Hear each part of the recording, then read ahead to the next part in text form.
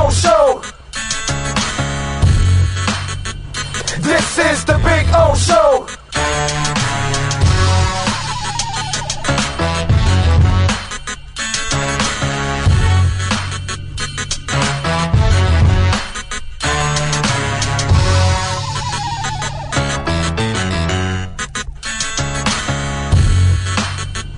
This is the Big O Show. This is the Big O Show.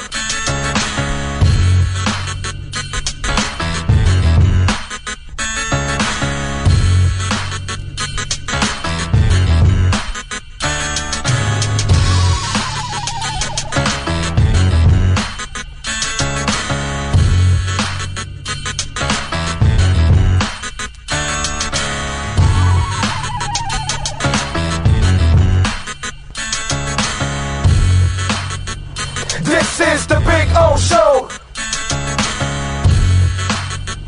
This is the Big O Show. This is the Big. When protecting your family is your priority, there's nothing more important than a roof above the people you love. Call Tommy B. Butts Jr. Enterprises.com, 954-735-9826 or 954-394-1411 and ask to speak to Tommy, the owner. They specialize in all kinds of roofs, led by their highly crafted, skilled, and professional roof mechanics. All of their previous customers have an opportunity to enter their bi-weekly drawings to receive free an exterior impact metal door. Please call for more details. That's Tommy B. Butts Jr. Enterprises.com, 954-735-9826 or 954-394-1411.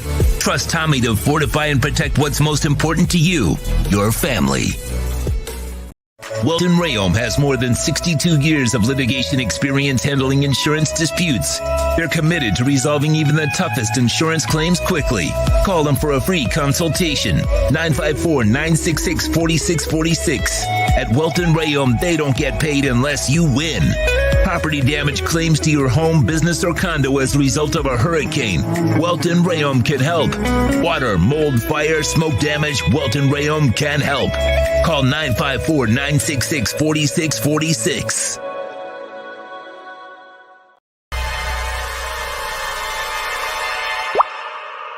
What? Oh, look.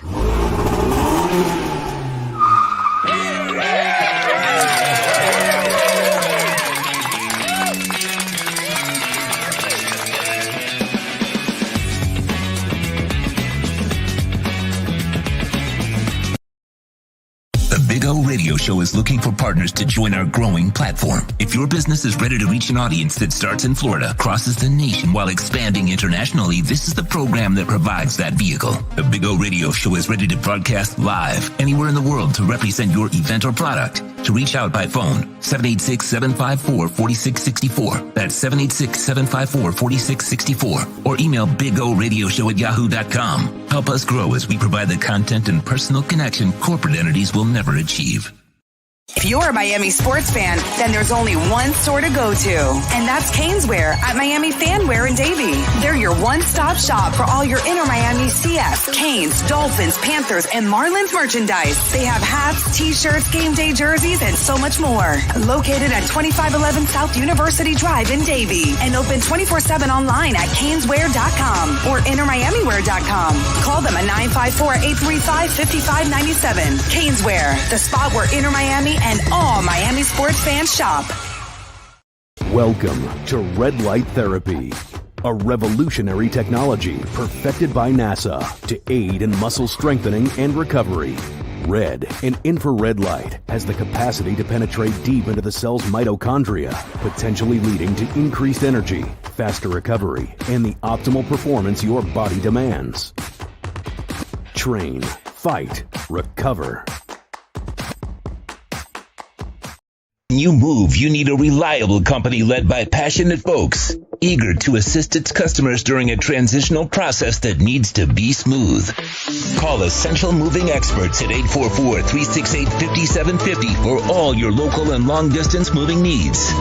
You can rely on Essential Moving Experts. Mention the Big O Show and get $150 off. Family owned and operated, they offer free 30-day storage, full service moving, fully licensed, bonded, and insured. Moving was never so easy. EssentialMovingExperts.com. Why is it that you get locked out in the worst moments of your life? Where are my car keys? Man, I can't find my house keys. In those frustrating moments, you need a locksmith you can count on. A. Lenny Locksmiths in South Florida, from Miami to Port St. Lucie. In Central Florida, A. Lenny locks it down in Orlando and Tampa Bay. Lockouts or lock changes for home or business, car key replacements, and programming all model cars. 24-hour service. Call them at 855-869-5625. Go to the website at alennylocksmith.com. Oh, great. You have a doorbell camera. Now you have a front row seat to your house getting robbed. They're breaking into my house! Ooh, there goes the TV. I'm sure it'll turn up at the pawn shop. No, not the TV! Just because you can see them, that doesn't mean you can stop them. With Slogans, you get 24-hour monitoring, a free home security system, and professional installation. Plus, free doorbell camera, one that'll actually work for you. Get out of my house! Get out of the house! Call 1-800-ALARM-ME. The viewpoints, statements, or beliefs expressed on the following program by the host, guests, or callers are not necessarily the opinions of FantasyXS.com, Media Group Inc., ownership, management, sponsors, or website. The Big O Radio Show is brought to you by Sports Grill. Good food, good drinks, good friends. Craig's Inn Acura of Pembroke Pines, the #1 volume Acura dealership in the Southeast United States. The Fort Lauderdale Police Department. The FLPD is hiring. Go to FLPDjobs.com. When it comes to South Florida sports teams, very few in the media have witnessed, lived, and covered it like the Big O. Let's start the program dedicated to your favorite South Florida teams with a passion that's unmatched. The Big O Radio Show is on. Here's the Big O. Hey, good morning, good morning, good morning. Yes, it's a national holiday, but not for us because we really don't celebrate many holidays, but happy Juneteenth, of course. Good morning, Sean Stanley, sir. How are you doing? How was your Father's Day? Did you have a good Father's Day? All right. He gives me the thumbs up. You know, Sean, he's not going to really, hog up a lot. He doesn't want to take a lot of attention. He's kind of cruising under the radar. He likes it that way. Unless it's the wrestling show. Then he's front and center, of course. So hope you fathers out there, you dads out there had a great day yesterday. I had a nice, calm, quiet one. I was going to go to a concert, but I said, I've kind of, post COVID, I don't know. I'm not going to as many shows as I have in the past, and I'm being a little bit more picky.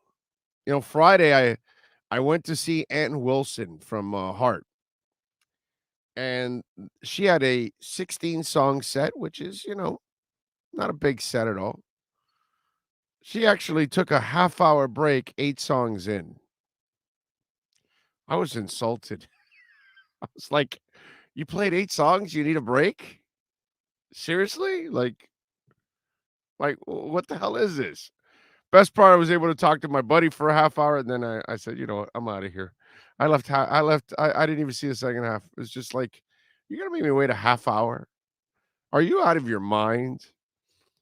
It's like Paul McCartney was here at the Hard Rock and played 36 songs, and he's 80 years old. Which, by the way, was really cool to see Bruce Springsteen on the stage with him. I think it was up in Philadelphia, New York, or something. I forgot where it was, but I think it was up in the Northeast. Figures, because it was probably New York, New Jersey. Because if it was Bruce, it's probably close by. But it was like I went to the. By the way, they did a really nice job to the new Parker. The remodeling of the new Parker looks really, really nice. But I was like, a half-hour break. Anyway, so I don't know. I've kind of it's gotta really be something to get me out there. And sometimes some of these things it's like take a half-hour break after 8 songs. I was very disappointed with that on Friday. But anyway, what can I tell you? Yeah, she still sounds good, by the way. Still sounds good. Decent set, but half hour. You know, if Paul McCartney wanted to take a half hour, 16 songs into a set, I can understand because he's got another, 16 plus to go. Okay. 8 songs in. Anyway, so, and then yesterday, I've seen the bands a whole bunch of times, Loverboy, REO, and Styx. I said, eh. So I stayed home, nice and calm, quiet, had some dinner, no big deal, relaxed, watched Inter Miami lose, unfortunately. So that was my Sunday. But actually, you know what? I don't mind considering all the work we do during the week. It was kind of a good thing to have a nice, calm weekend where it isn't so hectic. It's one of those where, oh, yeah, I want to get away for a couple of days. And you go to Disney and then you come back and you're even more tired than when you left. It's crazy stuff. Anyway, good morning to all out there. I see Rosendo says, good morning, Big O Nation. May you be blessed with God this summer in whatever you do and wherever you go. Have a good rest of your week. Thank you, Rosendo. Hope you do too. Kupo Beer says, Big O, longtime listener of yours at the radio station. Nice to see you on the digital frontier, my man. Well, nice to see you get on board with us here on the digital frontier. Radio is dead. We're pretty close to it. So, yeah, I appreciate you, my man. Thank you, sir. Smudge your finger over the like button, Nelson says. Exactly. Hit that like button. Hit that subscriber button. And please also hit our backup channel, because we have a second channel now that we're developing, and it's called Big O Show Cuts. And Sean is going to be putting, different interviews you may not see here, rants you may not see here, different things that he may be experimenting with that you will not see here. You will see there on Cuts. So please go to Big O Show Cuts. You'll find it and subscribe to it. We need to get that one quickly to 1,000. We got like 300 and something. See if we can get it to at least 400 today. Would be nice. So let's get that one rolling too. Big O Show Cuts. So there you go. Ayal's Obstacles or something like that says, good morning, Big O. Paul in Connecticut. Government is going to tell us aliens are real soon. Well, they are. We just, haven't made, real contact with them, but they're there. The truth is out there. Go chase it. And happy Father's Day to all of you. Thank you, Anthony. Appreciate you. Happy late Father's Day. And yes, video killed the radio star. Digital killed the radio star, actually. That's the one. It's funny how, video killed the radio star because we were all going to switch over and video was going to become the bomb, which it was for a while, but it didn't really take away anything from radio. But isn't it interesting that now is when radio is dying? Television is dying. Like traditional TV, traditional radio. I don't even know what radio stations are going to do with all these buildings and all these antennas and all this kind of stuff that they've got to carry. And, digital is the future. You don't need an antenna anymore. Nobody's going to go through radio signals anymore and all that stuff. And plus, people don't want to sit there through half hour of commercials every hour where you take. I was doing this light therapy for my face, and it's for my eyes, and it's 5 minutes, right? And my wife was watching a show, and I started it right when the segment started. They went to a break before the 5 minutes were up. And I was like, wow. Like I had that thing on my face and I go, you realize that segment you just watched, it was less than 5 minutes. And then they go to a commercial break for another 4. And that's how radio is. You'll get an 8-9 minute segment, and then you'll get a 6-minute commercial break. And it drives you crazy. And it's funny how video didn't kill the radio star, actually. It was digital that killed the radio star now, because that's all you guys do now. It's apps on demand. Spotify, Stitcher, Google Play, iTunes. That's where you go for everything that you news, politics, entertainment, sex, whatever, sports, stocks, finances, real estate, gardening, cooking, whatever. You're going to YouTube, you're going to Spotify, you're going to iTunes. That's where you guys are going for everything. You're really not going to radio anymore. Radio's like becoming obsolete in your car. You get in and you go right to your apps. You go maybe even what's it called? Sirius or something, satellite radio. But a lot of you are staying away as much as possible from traditional radio because of all the crap that goes with it. And plus the politics that whatever company they work for, and they've got to follow this and follow that. And it's terrible. So digital actually killed that radio star. That's what ended up happening. It wasn't video. Video was like the appetizer, but in the end, video also had its commercial breaks too. So now you will go to, of course, a digital platform. And you'll go to YouTube now, and you'll just hit one video after another or whatever you want to watch. Mud Miller, thank you for the love on the super chat. I love it. It's got a couple of those stickers with the hippos popping out.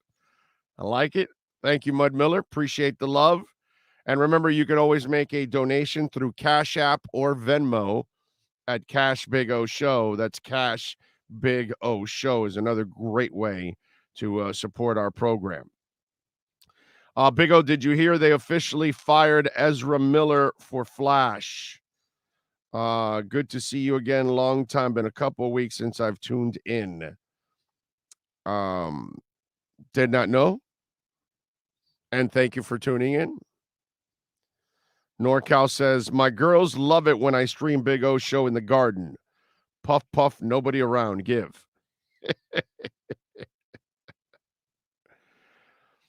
Big O, who's that voice actor that does all the commercials for you, the announcer guy? He's in every Miami ad. He's a friend of mine. Don't know if I can use his name. Known him for 20 years. So he is the official voice of our show. Big O, do you think the Heat will use their draft pick? Is there any prospects you have your eyes on in case we do the draft? We do draft. Guys, I don't follow college basketball that much anymore. So I have no eyes on no prospects. I don't know anything about any of that. Plus, those guys aren't going to help you at all anyway. They're not even prepared for the NBA in today's world nowadays.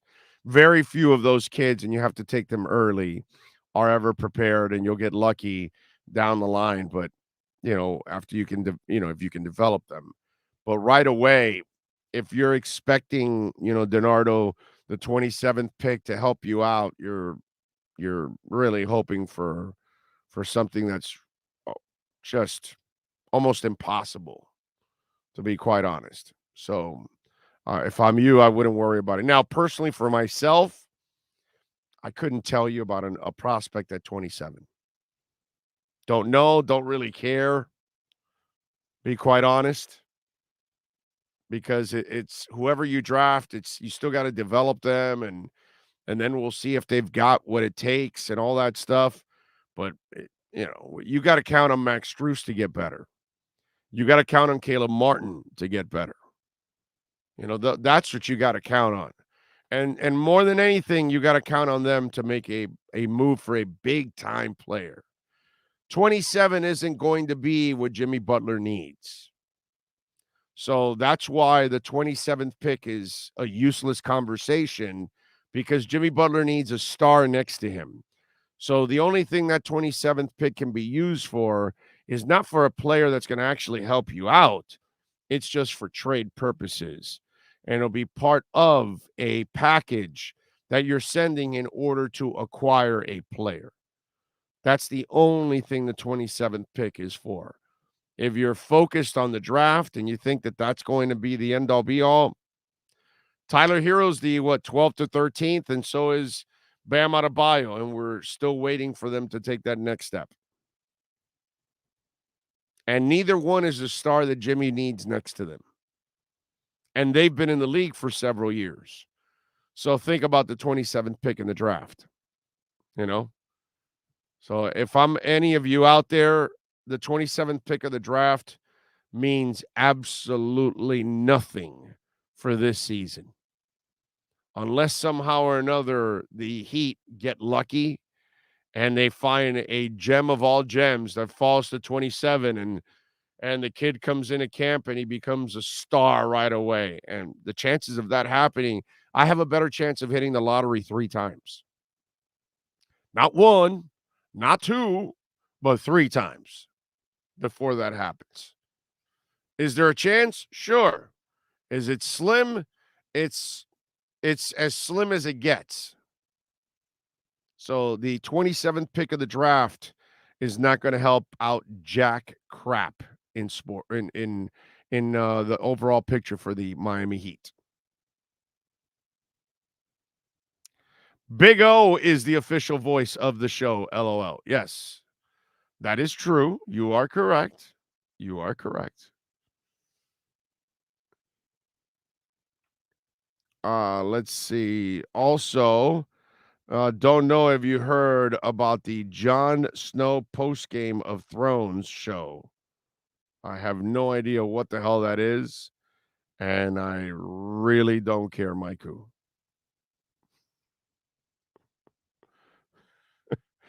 Let's see. Congratulations to the lucky dog that is Tyler Herro. Yep.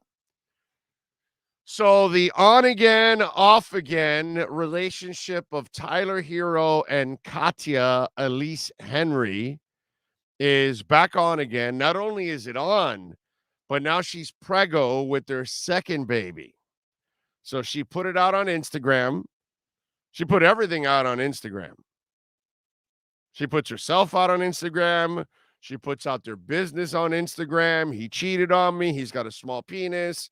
And now we're going to have a second baby. What a happy family that is. Huh? That's a happy family if I've ever seen one there. Yes, sir. No doubt about it.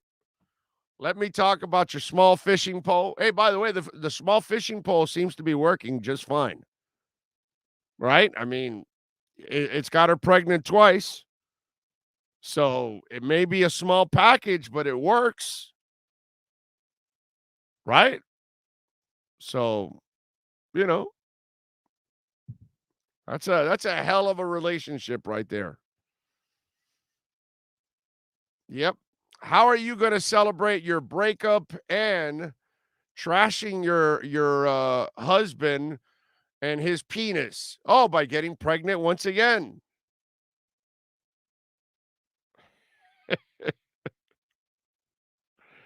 Oh, my Lord. I mean, listen, I don't wish anything bad for them, to be quite honest. But you almost feel like it's the inevitable, right? And when I saw that, I just said, Tyler Herro just increased his monthly alimony payment to her when they eventually break up. Because it's now not 1, but 2 kids now that you got to pay for monthly. Tyler. So you better be more than a 6-man. You better become a star. You better go out there and, well, you're going to get a big contract either way because they're going to have to give it to you. But my brother, you better find a way to become even better because you're already digging yourself in a hole, in a financial hole. And listen, maybe they're in love. You know what I mean? This on again, off again, you're on, you're breaking up, all this stuff. This stuff doesn't fly in my book. I'm just, it's one of those. Like while I saw that story, I saw where Khloe takes Tristan back for like the 800th time. What a sad piece of crap that Khloe Kardashian is. That woman has no self-respect whatsoever. Hey, listen, people make mistakes. Okay, but that dude doesn't make a mistake. That guy's trash. He's as habitual as it gets, and that woman just keeps taking him back. So that's a disaster of a relationship. Is that how these guys are going to be? Are they going to continue to break up and get back together and trash each other publicly and all this stuff? Although he doesn't say anything. She's the one that does all the talking. So, yeah, Tyler Herro now, second child with the IG model. And, the woodpecker is working. It might just peck, but it looks like it's producing there, at least. So, yeah, that is a perfect example of how to have a relationship. Tyler Herro and Katya Elise Henry. That's a doozy right there. And knowing Pat Riley's track record, he's going after a whale. He will use the draft picks for trading purposes unless the 27th pick is a clone of Michael Jordan. Exactly. And that's not going to be the case. John Yang says, took Wiggins 10 years before he was ready, but you never know. Tatum and Brown stepped up right away. But anyway, let's trade for either Lillard, Beal, D. Mitch, and then sign Robinson from the Knicks. Well, first of all, Bradley Beal, for those of you, since we're going to have Ira Winderman at the bottom of the hour, Bradley Beal has announced that he knows where he's going to play. And, this story kind of sounds good on the surface because if you're a Heat fan, you're like, oh, man, he knows where he's going to play. Maybe there's a chance that he's, going to come here to the Miami Heat or he wants to come here. The question is, what indication has he given you that he wants to leave? He hasn't given any. The report, by the way, says that they think he is going to end up staying there in Washington. So if he's going to end up staying there in Washington, it just, to me, none of this sounds like anything that here's the thing about Bradley Beal. Bradley Beal looks like a good guy overall and maybe too nice of a guy. But he doesn't look like LeBron James. Where LeBron James is as selfish as it gets. Not on the court. Off the court, he is the most selfish human being ever to play in basketball. Ever. It's like not even close. He doesn't care about the fans. He doesn't care about the organization. He doesn't care about the players in the organization that he's playing with. He will leave anything in the wake to just get up and go, like he did at Cleveland. That he left him hanging, and then he said the decision right there and then, which was just about the most classless thing to do. Do you think that Bradley Beal is going to do the same thing? No. So by Bradley Beal saying, oh, I know where I'm going to play already, that tells me that he knows he's going to stay there. And all he does is appearances in Washington, is positive about Washington constantly. None of this has to do with him leaving. So I have not seen anything that says that he wants to go. And as I've told you before, if he wants to stay in Washington, he's not the guy the Heat need. He's not ready for this. He's not ready to go somewhere where they're going to demand that you. In Washington, there are no demands. he can retire there and have his name up in the rafters and they'll love him forever and it's not his fault and he played great and it's all true. It'll be all true. But what also will be true is that he never really wanted to challenge himself. You know, kind of like Colin Kaepernick. Same thing. His punk ass didn't want to challenge himself. So he was fine taking the Nike money and throwing sucker crap out there like, oh no, NFL, sign me. Give me a workout. All PR crap. And a bunch of you fell for it hook, line, and sinker. Same thing. Don't tell me you want to do something when you show me something completely different. So Bradley Beal, don't ever tell me you want to win. Don't ever tell me, oh no, I've recruited players. This and that. You had to get Porzingis. That's what you're going to get. You're going to have to trade for guys that other teams don't want. You're going to have to draft Bradley Beal because you're not going to be able to allure any kind of free agent to go to Washington, because nobody in their right minds is going to go to Washington to actually win. They will go to Washington to take your money. I know about those things. I'm a Dolphins fan. I've watched it for many years. I watch suckers come here. I mean, I watch people make the Dolphins suckers and come and take their money. And that's all they did. So I know that story. And that's all that Washington is going to get, and Charlotte's going to get, and Orlando's going to get, and Detroit's going to get. They will never lure a quality free agent. They will lure a free agent that is getting overpaid and just wants to get paid. So the Bradley Beal stuff, I'd love to put him on that list and say, yeah, I want him here for the Heat. But he doesn't want any of this smoke. None of it.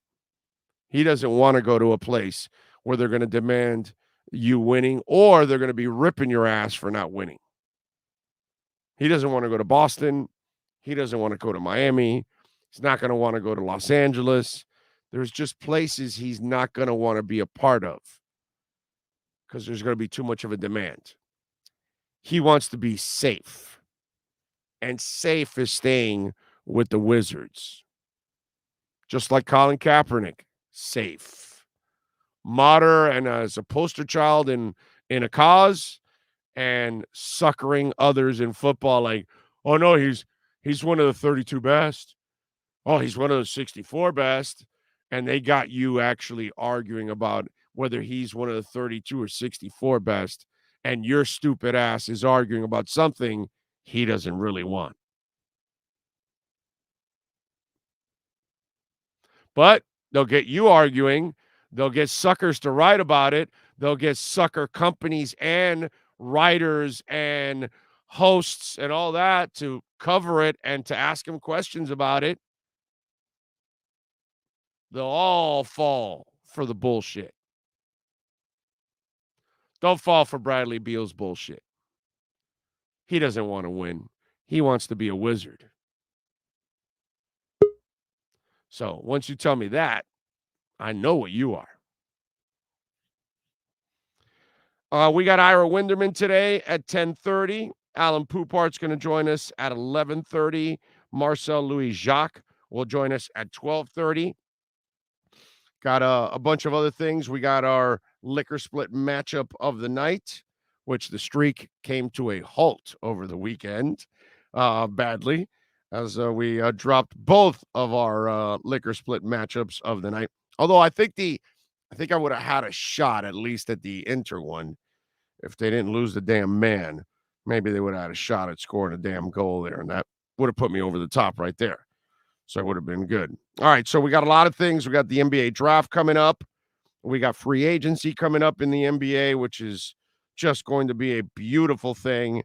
We got baseball going on. We got the Stanley Cup going on tonight. That goes back to Tampa. Really intrigued to see how that whole thing shapes out because obviously Colorado has looked dominant in their first two games. So we'll see. But that happened against the Rangers. So will they kind of turn things around now in Tampa and start getting back on track? So got a bunch of stuff, a bunch of NBA notes that I want to get to with Ira Winderman, who is going to join us on the other side. Remember, if you want to get in on the Welton Rayom text line, we'll read your text on the back end of this hour at 855-912-1056. That's 855-912-1056. Don't forget to smash the like button while you're watching. Subscribe. Also, hit our subscribe to our backup YouTube channel, Big O Show Cuts. Got to get that to 1,000. We're going to also add live programming on that one too. So it's going to help us once we start covering events, which we're going to start with training camp now coming up with the Dolphins as the show now starts to hit the road and cover some events. We're going to need that to cover multiple events sometimes when it's going on at the same time. So Big O Show Cuts, please smash the subscribe button there at Big O Show Cuts. All right, let's take a quick break. Let's get ready for Ira Winderman and our Acura Pembroke Pines, Miami Heat, and NBA report.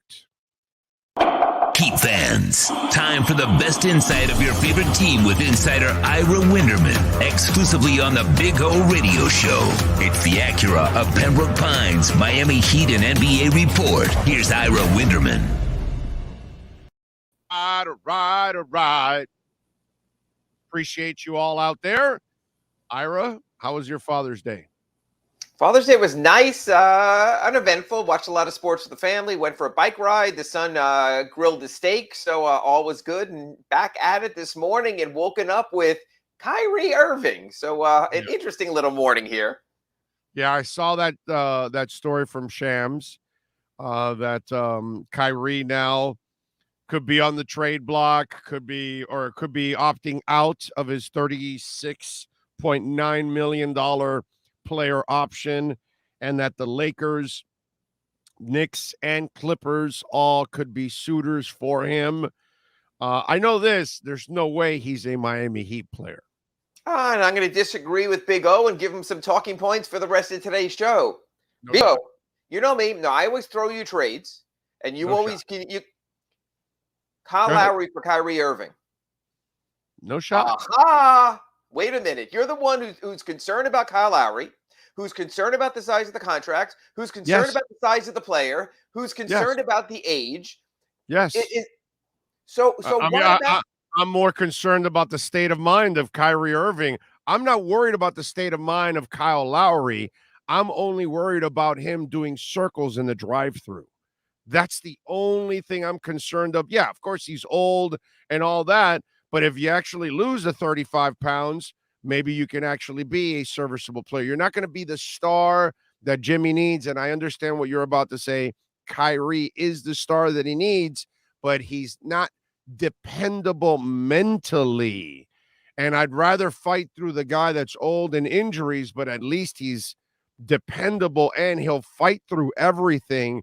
Whereas this complete wuss, if there's something going on in the halfway around the world, it's bothering him during a game. I mean, this guy doesn't know how to compartmentalize anything whatsoever, Ira. There's no way Kyrie Irving is wired to be a Heat player, period. Nor was Shaquille O'Neal. Nor were several others that Pat Riley has brought in over the years. Look, let's just backtrack on this for a second.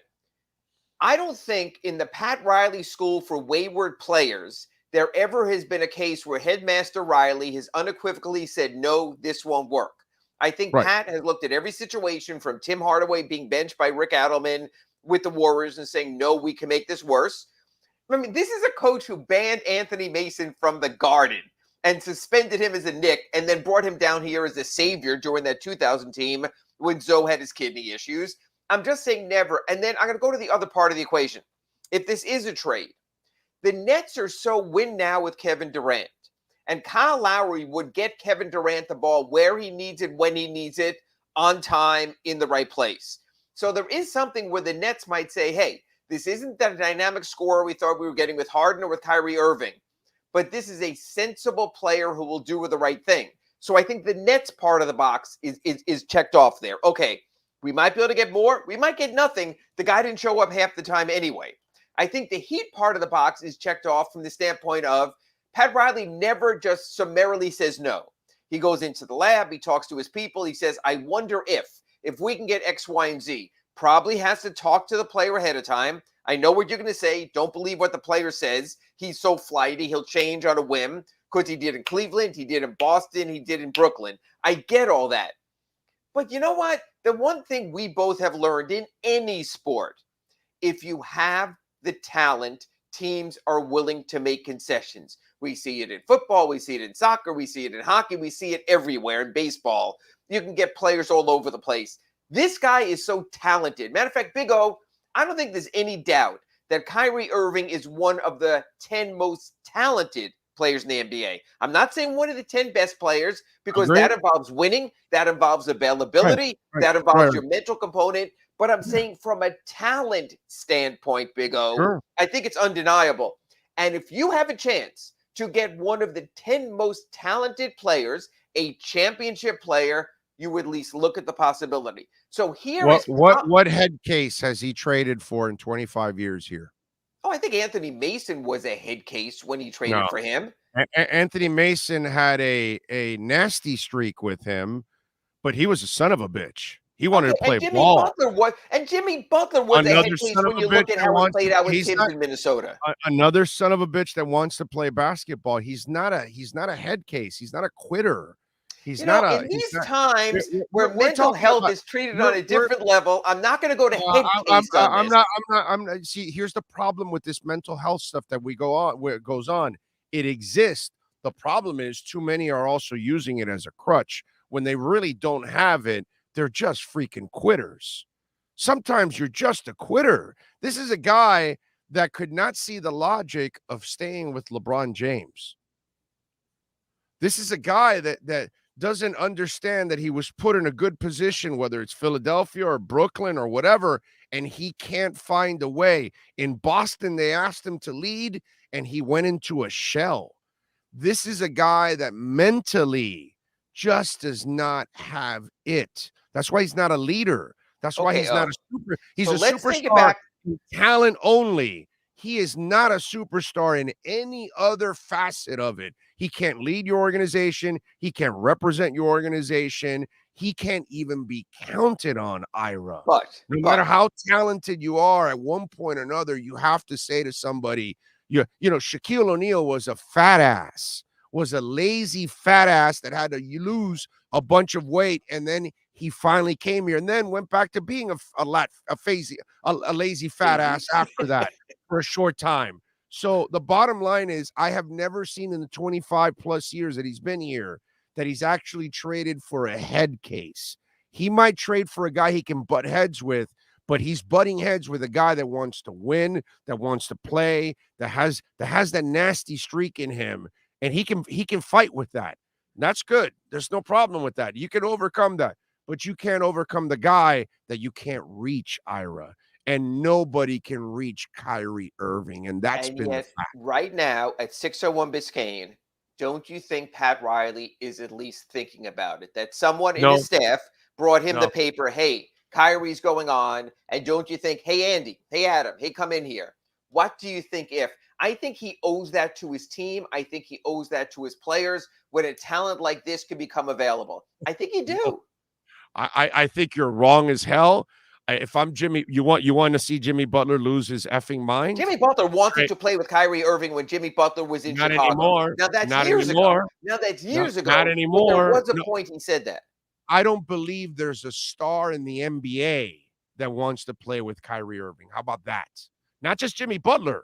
I don't believe there's one star in the NBA that wants that guy. I believe in LeBron James's desperation to try to win one more time, LeBron would be on that list. Because sometimes, Big O, now I can see what you're saying about the Heat. You don't have to be desperate. You were maybe one shot away from the NBA Finals. I can get that. But some players are desperate. LeBron is desperate. LeBron had to play with Russell Westbrook this past season. So I could see someone like LeBron saying, hey, against my better instincts, but for a year or two, as long as I'm going to be around anyway, might be worth it. So I think there is the possibility out there. And I think the Nets need the Lakers stability. are such a mess, and they're so dysfunctional that I'll give you that one, actually. Okay. That one, I'll give it to you because of desperation, dysfunction. They're a disaster, but to me, there is no way in hell that the Miami Heat would want that guy here at all, because if I'm Jimmy Butler, it's like, I can't count on this guy. You gave me a guy I cannot count on, and that's going to be a problem right from the get-go. Remember, wherever he goes, his teammates are going to question everything about him right from the get-go. And so that's not going to be comfortable. He's not going to be accepted with open arms. Everybody's going to say, this mother effer, are you kidding me, bro? We're going to have this guy on our team? And he's going to have to earn his stripes with everybody on a professional level, not a talent level. And that's why, man, I disagree. I can't see that happen. I just think Kyrie has a way of making himself the story. And today, on the day of the Warriors championship parade and 3 days before the NBA draft, he is a story. He is something that has to be considered. You were the Miami Heat. You have packages available. You could even do a Kyle Lowry and offload Duncan Robinson and giving them another shooter alongside Joe Harris. You can make a deal.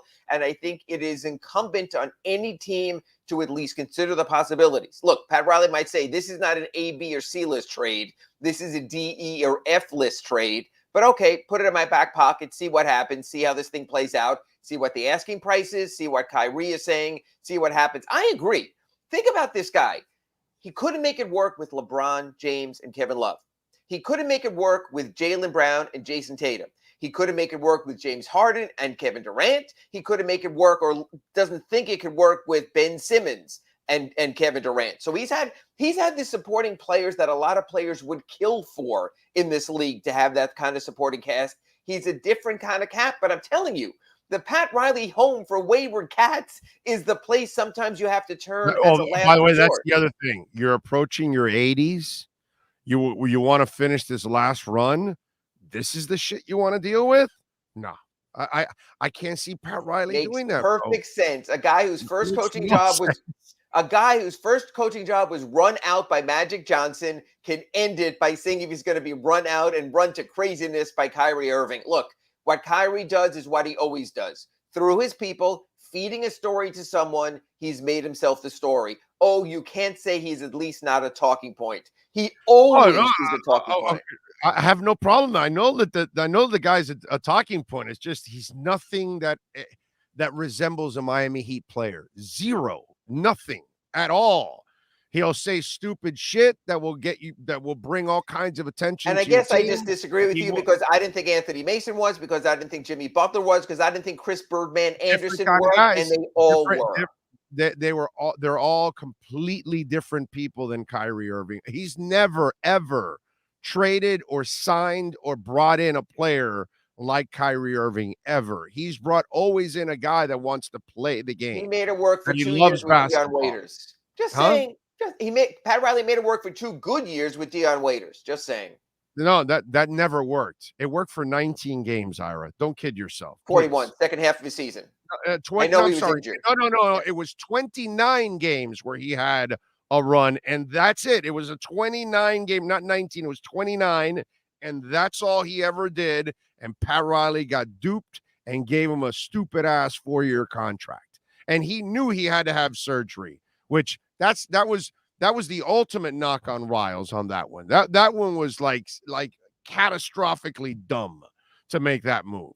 So he has. And next we'll talk about James Johnson. Okay, he has to learn his lesson from that.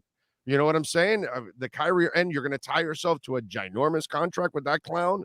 No, man, I just can't see that. All right, let's try the other one now. Okay. Bradley Beal says he knows where he's going to play. Bull crap. The problem, Bradley Beal is opposite of Kyrie. This is a decent human being. This is a good kid. He doesn't have any LeBron James in him.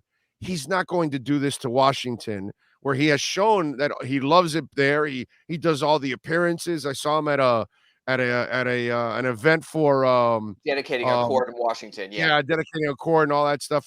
So he is sold to that city and he wants to be there. Okay. Well, but also he says he knows what he's doing, and the two options there are staying, extending, or going into free agency. If he goes into free agency, he doesn't know what he's doing because you don't know how it plays out there. So when he says he knows what he's doing, it sounds like he's a guy who's going to stay and write it out because you just don't know when you get to free agency if it's a sign and trade, if the Wizards will take back what you have, if you can make it work. So he might know if he's staying or going. I don't think he knows where he's going, if he is, or the destination.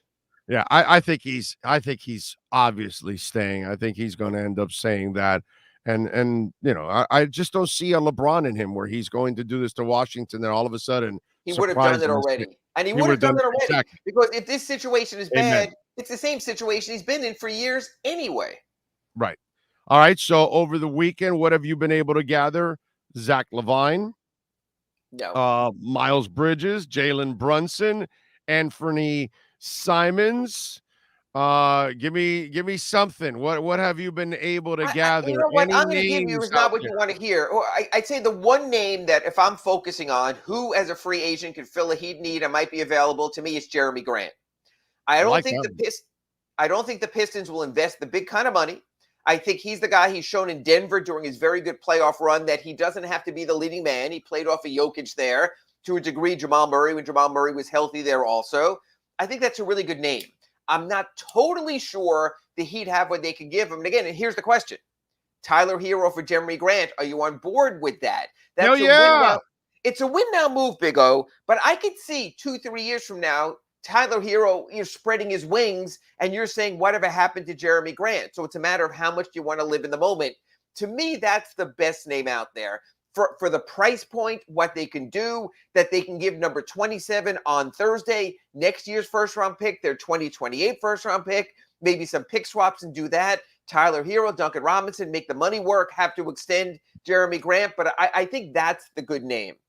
I got a question for you. If I can trade for Jeremy Grant, will I be able to keep Caleb Martin and make him my sixth man? Oh, again, it's a matter of, hello, Mickey Harrison, how much tax you want to pay. You're going to be able to keep Caleb Martin. Mickey, let's go. Cough it up, buddy. Okay, let's go. Caleb Martin, you can pay up to the full mid-level. $10 million should be fine. Victor Oladipo, you can go above and beyond if you move Tyler Herro because he has full bird rights. You can make it work. It's a matter of what are you spending for. We always hear if the Heat are in contention, we'll spend. Well, being one shot from the NBA Finals seems like contention to me. So okay, so if I can keep Caleb Martin, okay, so I'm trading Tyler. I made Caleb my sixth man. So now I'm getting, okay, I don't know if I have the more, I lose a little bit on the shooting, but I gain on defense coming off the bench there with him. And if I add Jeremy Grant over Tyler, am I closer to a title is what I ask you. Well, I think in the starting lineup, all of a sudden you could start a lineup and presuming PJ Tucker comes back, of PJ Tucker, Bam Adebayo, Jeremy Grant, Kyle Lowry, Jimmy Butler. When those players are at their best, that's a really good starting lineup. I think you would wind up keeping Victor Oladipo as your sixth man because Caleb Martin's not a shot creator. I need someone on the second unit, and that's a perfect spot for Vic. Right, but him and Caleb will be 6 and 7. That's fine. Okay, I'm just saying because then you don't have the overlap with Jimmy Butler and Victor Oladipo. So all of a sudden, I can give you a second unit with the scoring shot creation of Victor Oladipo, the three-point shooting of Max Strus, the two-way play of Caleb Martin, maybe the center play you're hoping, I think everyone is, of Omer Yurtseven. All of a sudden, I've given you a nice bench there as well with no other outside move and basically some clean moves, moving aside some draft picks you probably don't want to have to pay or lock in anyway. So I think it's workable. The question is, how much better can Detroit get for someone like Jeremy Grant? So I think that has something to do with it. Jeremy Grant's an impending free agent after next season, so he does have the push-pull of saying, hey, you send me to Sacramento, I'm telling the Kings, I'm gone. You're going to wind up losing who you're trading. Yeah. So I think that's the most interesting name that they could pull off. I think it'd be a really good fit in this lineup. I like that. The only thing I don't like now is when I end up sometime in the Heat locker room next year and somebody says Big O, all of a sudden they're calling Yurtseven Big O also. What's up with that, bro? Now there's two Big O's in town. I think for the most part, we'll know who we're talking. Originally, they tried to call the guy Aladdin, and then people said, no, not politically correct. Let's not go with that. So he pretty much goes by O. And I think at least body mass type, you would be the big O still. He would just be O, so we can make it work. Only one big O in town, Yurtsevin. All right, buddy? Only one. Me. Not you, buddy. Okay? You're the big Yurt. And we'll call him Turk Nowitzki, so it'll be fine. We'll make that work. Yes. Yeah, the big Yurt is what we can call him. All right. Did you sign up for the shower for Tyler Herro?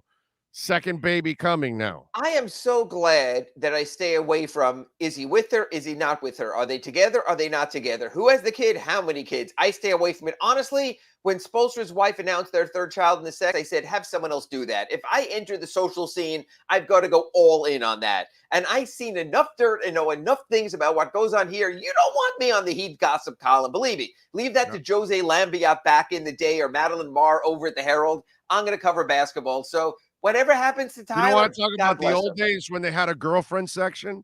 I'm sorry. What were you saying? I'm sorry. What were you saying? What? No, I'll leave that be. I'm staying out of all that kind of stuff. Yeah. What? Huh? I'm sorry. What? What was that? All right. So, congratulations, right? I mean, you know. Next. What are you working on the Sunset? I just posted a story at number 27. There are 10 intriguing candidates I feel for the Heat. So I put that out there. You can look at 10 possible names, 27. Again, it's like the NFL. No one knows until you're in the 20s who's going to be left. Tomorrow we'll have our mock. You did mention there isn't shooting there at 27. There is shooting at 27, yeah. There is size? Jake LaRavia is a really good shooter who actually is on the same career path, kid out of Wake Forest, as Duncan Robinson and Max Strus. Started at a smaller school, Indiana State, went to Wake. Really good shooter. You lose Duncan Robinson, you can come back with another replacement shooter. That's my choice there. I think that could happen. There's some smaller guards that might work out. But again, I don't know if the Heat want to lock into a 2-year guaranteed contract there.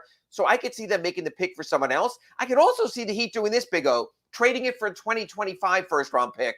That way, when they owe that pick to Oklahoma City, they'll still have some flexibility to trade another future first-round pick. So all might not appear as it seems on Thursday. We'll get into that a little bit more Wednesday with Clay Ferraro and Sloman's Home Security Inside the Paint Show. And then I'll be back with you on the Acura Pembroke Pines report later in the week to talk a little more draft. But some interesting names out there, definitely. And I barely watch college basketball. No big guys around that area either? There are big guys, but there's sort of like the 6'8" big guys who could play up. I'm not a fan of like Walker Kessler, which is actually Alec Kessler's nephew, plays at Auburn now. So it's an interesting name. But I just think the big bigs is only a big guy doesn't work. And E.J. Liddell from Ohio State played in the pivot at 6'7", a little bit undersized. Heat kind of player that could be interesting. It's an interesting enough group that there will be some intrigue at 27. I don't know about a first-year contributor. Remember the late Alec Kessler? I still remember that story where he like disappeared on a boat. Yes, went to the Bahamas. No one can find him. It was the days before cell phones. It was like 3 days, and we thought we lost his center at sea. Yes. Yeah, man, that was a wacky ass story, man. All right, follow him on Twitter at Ira Heatbeat. Catch his work at the Sun Sentinel and subscribe, folks. All right, support our journalists who do an excellent job. Ira, as always, thank you, my brother. We will catch up on Thursday. On Thursday and also Wednesday with our Sloman's Home Security Show. Yes. And I'm going to start a GoFundMe for Kyrie no matter what you say, Big O. Thanks. You got it later. There is Ira Winderman, and he's out of his mind if he thinks Pat Riley's going to go with Kyrie Irving. You've been listening to the Acura of Pembroke Pines Miami Heat and NBA Report with Ira Winderman. When you're looking for award-winning service and great deals from the #1 volume Acura sales dealership in the Southeast United States, you go to Craig's Inn Acura of Pembroke Pines at 15601 Pines Boulevard in Pembroke Pines. All right. Thank you out there. As always, no way you get Kyrie Irving. I'm sorry. There's no way you trade for that clown. I mean, I can't see Jimmy Butler dealing with that guy. I think he'll kill him. I think he'll beat the crap out of him. I think he'll choke him out. I know I would. I couldn't play with a guy like Kyrie Irving on my team, saying all kinds of stupid ass crap and just taking days off for nothing. And oh, I don't want to get vaccinated, and I'll get the hell out of here, bro. Yeah, no, I there's no way you bring Kyrie Irving here. That would pollute the waters. That would ruin everything for the Miami Heat. It wouldn't make you better. It would make you worse. It would make the situation worse.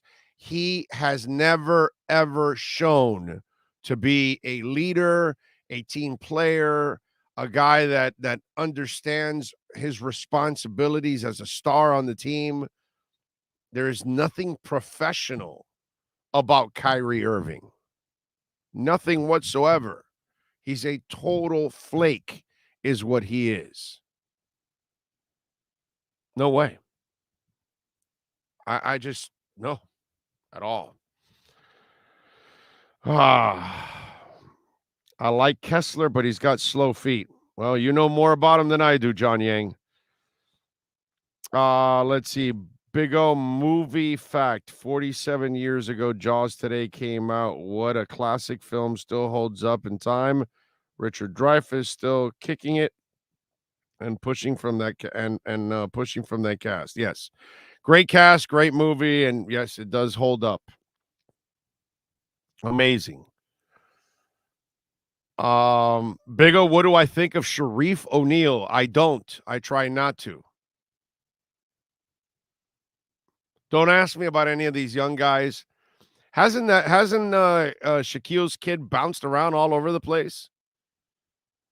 Most of these kids that are sons of the great players, more often than not, they're busts.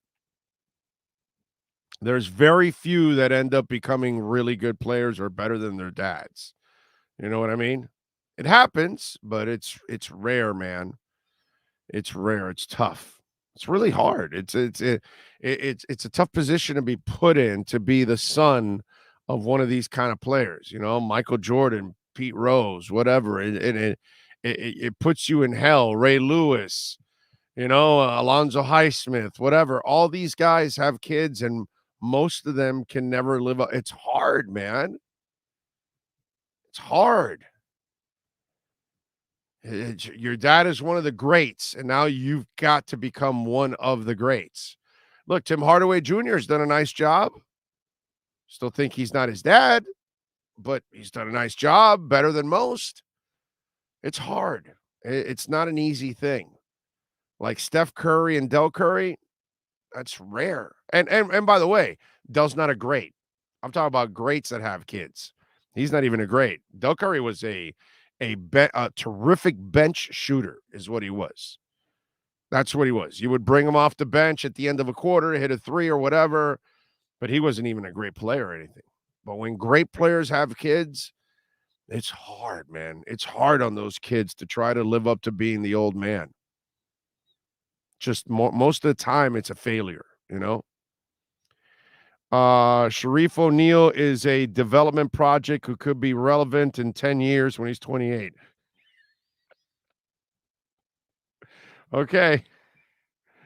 There's a Manning kid they've been chatting up. Yeah, the next Manning, what's his name? I think he might be going to Alabama, right?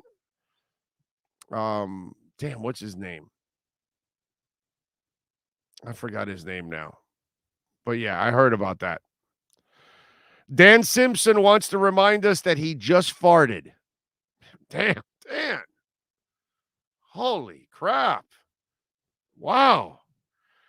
It affected us right here and everything, Dan. What's wrong with you, dude? That's just, that's not nice, Dan.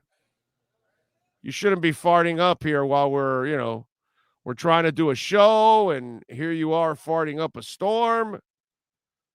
Oh, look at that. You brought out Sean with farts and everything. What's up, Sean? It was Arch Manning. Arch Manning. That's it.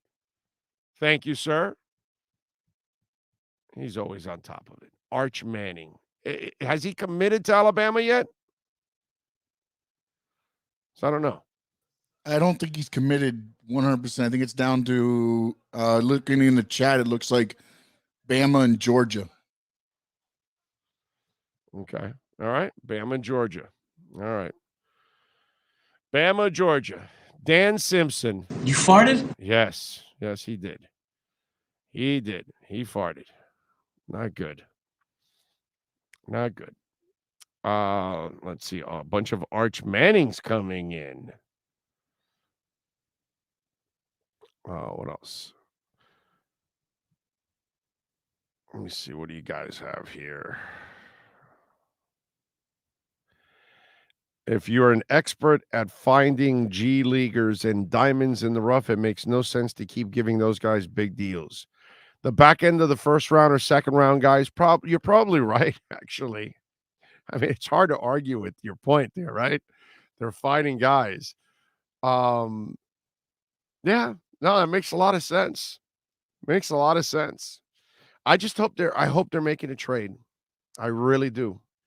I hope they're able to make some kind of a move because the way the team is, they'll have a terrific season again next year and we'll be entertained and all that, but they're not a championship caliber team.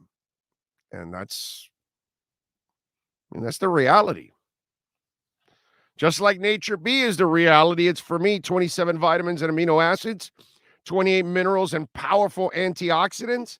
I've been telling you about bee pollen and Nature Bee for over 20 years now. I've been taking it. My wife takes it. My daughter takes it.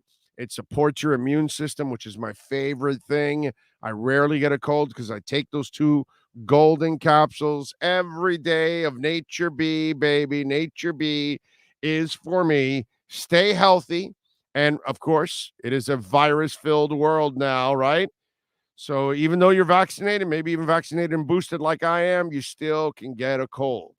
All right? So get boosted and without actually getting a shot. All you do is take those 2 golden capsules, no 3 o'clock fade.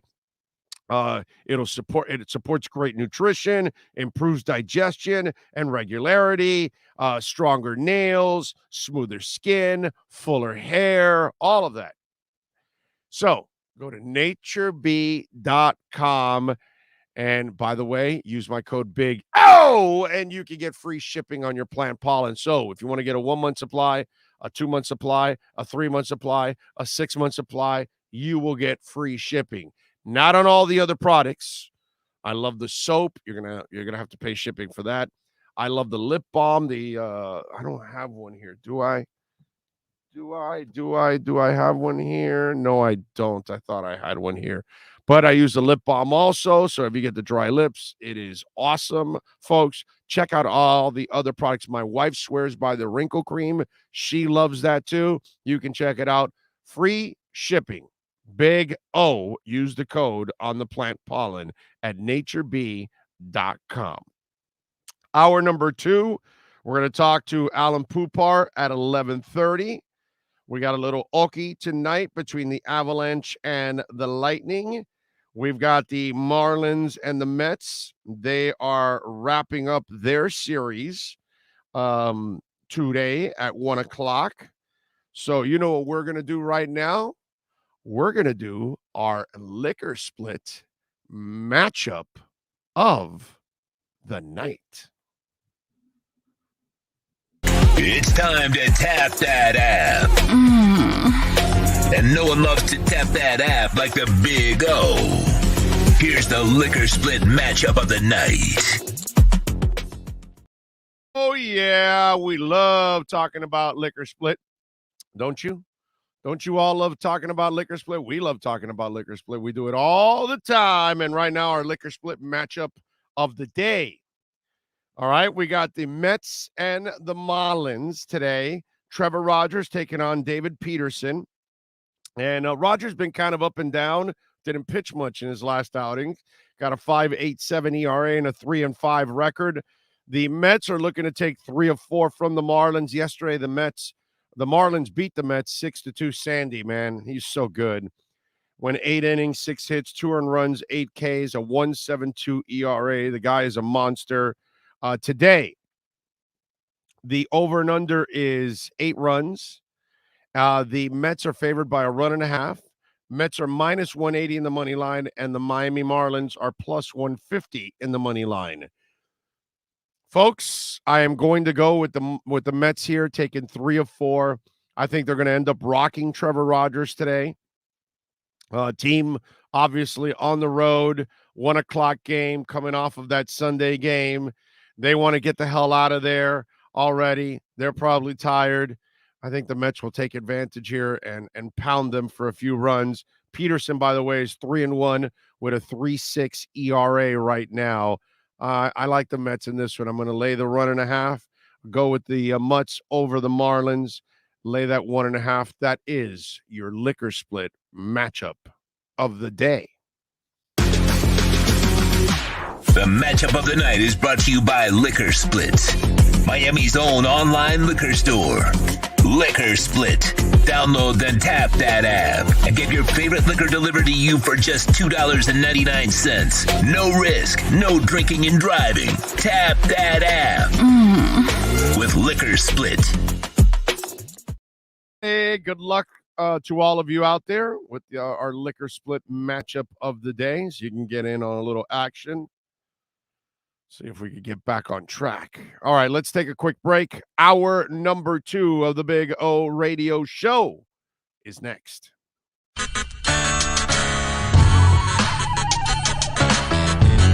When protecting your family is your priority, there's nothing more important than a roof above the people you love. Call Tommy B. Butts Jr. Enterprises.com, 954-735-9826 or 954-394-1411 and ask to speak to Tommy, the owner. They specialize in all kinds of roofs, led by their highly crafted, skilled, and professional roof mechanics. All of their previous customers have an opportunity to enter their bi-weekly drawings to receive free an exterior impact metal door. Please call for more details. That's Tommy B. Butts Jr. Enterprises.com, 954-735-9826 or 954-394-1411. Trust Tommy to fortify and protect what's most important to you, your family. Oh, I think I know what this is. Houston, we have a package. Hello? No matter where you are, the Sloman Shield Home Security System guards your home. With next-gen perimeter protection, 24/7 monitoring, and interior motion sensing. And right now, get a free Sloman Shield security system and doorbell camera, all professionally installed, for free. Shield your world, the Sloman Shield. Folks, you can support the hardest working sports talk show in South Florida through Cash App or Venmo. Just search Cash Big O Show. Support us through Cash App or Venmo. Cash Big O Show. We thank you for your incredible support. If you're a Miami sports fan, then there's only one store to go to, and that's Caneswear at Miami Fanwear in Davie. They're your one-stop shop for all your inner Miami CS, Canes, Dolphins, Panthers, and Marlins merchandise. They have hats, t-shirts, game day jerseys, and so much more. Located at 2511 South University Drive in Davie and open 24/7 online at caneswear.com or innermiamiwear.com. Call them at 954-835-5597. Caneswear, the spot where Inner Miami and all Miami sports fans shop. Red, an infrared light, has the capacity to penetrate deep into the cell's mitochondria, potentially leading to increased energy, faster recovery, and the optimal performance your body demands. Red Recover can maximize your efforts by potentially improving cellular metabolism, blood circulation, and muscle recovery. Evolve your training and step into the new era of muscle recovery. Red Recover. Sports Grill on Bird Road, Miami Lakes, and their newest location in Doral is now hiring. If you're looking to join a great company and South Florida institution, give them a ring or drop an email. Sports Grill is hiring all kinds of positions from hostess to servers, bartenders, or join the kitchen staff to craft some great food for their amazing customers. Please send your resume to m.cruz@sportsgrillmiami.com or call 305-219-5726. That's 305-219-5726. Sports Grill. Good food, good drink, good friends. The viewpoint, statements, or beliefs expressed on the following program by the host, guests, or callers are not necessarily the opinions of FantasyXS.com, Media Group Inc., ownership, management, sponsors, or website. The Big O Radio Show is brought to you by Caneswear. Go to caneswear.com, where all orders over $99 get free shipping. Sloman's Total Home Security. Protect your home with the best in the business. 1-800-ALARM-ME for the company serving America for nearly 100 years. 1-800-ALARM-ME. Tommy B. Butts Jr. Enterprises.com. Licensed roofing contractor. 100% financing is available. Go to Tommy B. Butts Jr. Enterprises.com. When it comes to South Florida sports teams, very few in the media have witnessed, lived, and covered it like the Big O. Let's start the program dedicated to your favorite South Florida teams with a passion that's unmatched. The Big O Radio Show is on. Here's the Big O. Hey, welcome aboard. Hour number 2 of the program. Hope you all are doing well out there. Thank you, as always, for supporting us every single day. Don't forget to smash the hell out of the like button. Don't forget to also subscribe, and also subscribe to our backup channel. Now, it's not a backup, it's our second channel, and we're going to need it, and we need to get over 1,000. So let's get us over 1,000 subscriptions. Por favor, search for Big O Show Cuts and hit the subscribe button there, please. Help us there, because we're going to expand on the channel and do all kinds of things. So this will allow you, if we're covering a press conference somewhere and we're already covering something on this channel here, but we got to cover something else, that's going to allow us to do those kind of things and other things that are coming too down the pike that we're going to be working on. Everything isn't done overnight. It takes a while to put all this stuff together. But we really need your help, as always. So if you can, smash the like button here. Smash the like button over there at Big O Show Cuts. But smash also the subscribe button here and at Big O Show Cuts. Very, very important. So thank you all out there. GNS Lifting says, good morning from Ocala. Went to see the Crew yesterday. My favorite was Poison. Sad to say. But Vince, GNS. You went to that concert for Def Leppard, for Poison, and for Joan Jett. And Bret Michaels takes care of himself. That's why he sounds good. Vince Neil, he's a disaster, bro. You know, all the liquor and the cocaine and the drugs and the weight and all that. The guy never took care of himself, and he sounds like shit. You can't see Whitesnake anymore. You know, he lost it also. He's got backup singers. You got to be careful with some of that stuff, unfortunately. But that's still a show worth going to because of Def Leppard, because you still get Poison, you still get Joan Jett. But, yeah, and Tommy Lee can't even play the whole show anymore. He plays a couple songs, then he turns it over to the backup drummer. It's a disaster. They're stealing money, Motley Crue, is what they're doing. It's a disgrace. Really, they should be retired. They have no business. And Vince has no business at all being on stage. It's embarrassing what Vince Neil is doing. Okay? It's really you're ripping off the public, actually, is what you're doing. Luckily, there's 3 other bands on the bill, and you get Leopard. And Joe Elliott still sounds good, but Vince, toast. Vince Neil can't sing. David Lee Roth can't sing. David Coverdale is no longer with White. You know, he's doing the Whitesnake farewell tour, and I saw him a couple of tours back, and he was already done. I didn't even see the last tour that he had, because I had seen him 2 tours before and said done. So those are things that you have to be careful with. You know, Lionel Richie doesn't sing it anymore. Kind of talks his songs through. Yeah, you have to be careful, you know. And I'll tell you straight up, that's one thing. I'll never mislead you on that stuff. If a guy can't sing, I'll tell you, or the woman can't sing anymore, I'll tell you. That way you don't waste your money. But it was still a good concert because of the 3 other bands. But I get it. Let's see. Berg says, done, and done. Thanks for the awesome commentary, Big O and Sean. Thank you, Berg. And I have never have time to watch those. Okay, you guys are talking about something else. Once the Stanley Cup is over, there's nothing to watch anymore because Marlins baseball ain't it. You know, I was thinking about this yesterday. I'm watching Sandy, right? And it's like what Heat Fins just said right now. You can't argue with that. Nobody is interested in the Marlins. You know, I watch it and I know I'm not going to get any Marlins talk and all that, and it's really only frustrations. Yesterday was great that they won, but there's not enough winning and there's not enough run scoring, and you know the bullpen at times is inconsistent, especially in clutch moments. Man, they've had a terrible time this year. Their overall ERA is not terrible, but they just haven't come through in times when they need it, you know, and it's been tough. And this is what I was thinking about with Bruce Sherman. And I root for Bruce Sherman. Do you know why I'm rooting for Bruce Sherman? Because I don't want another owner anymore.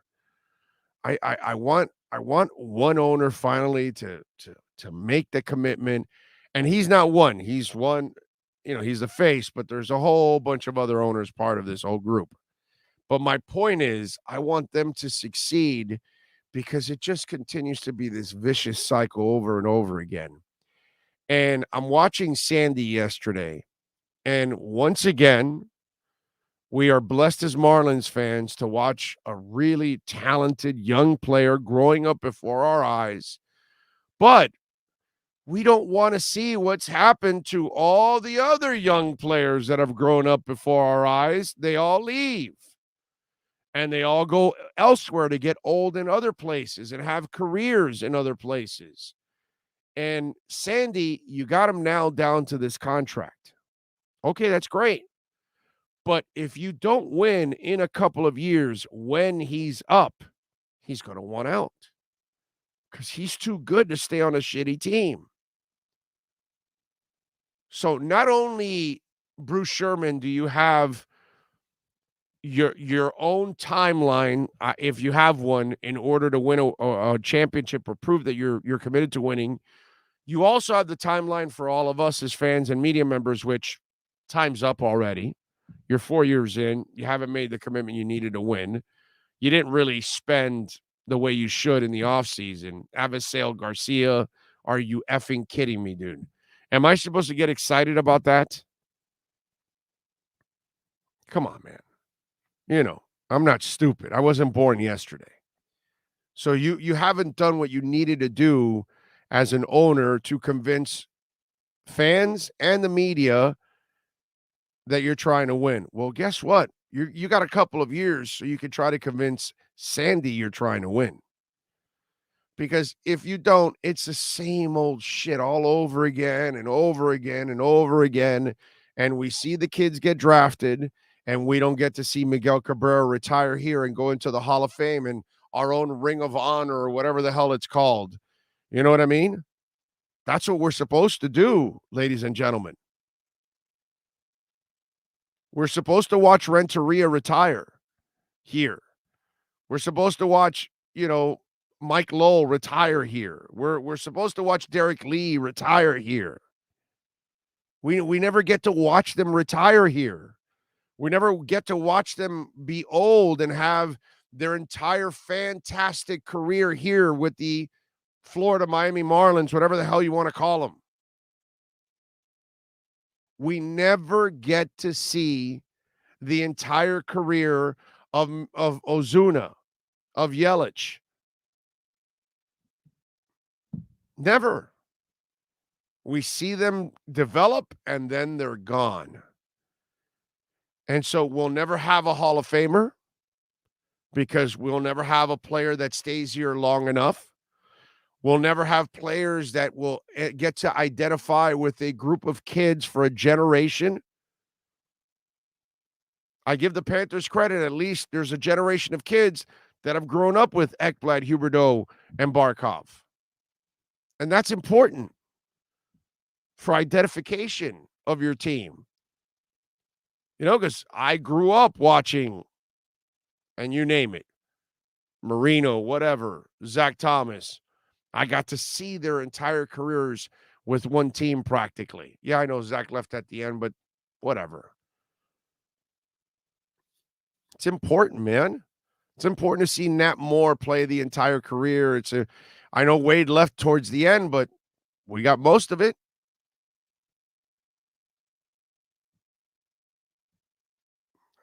You got to do that. And so I'm watching Sandy yesterday, and I'm saying, well, I don't know what timeline you've got, Mr. Sherman, but obviously those of us here, we already feel you should be winning in the media or in the fan base. When is Sandy's timeline?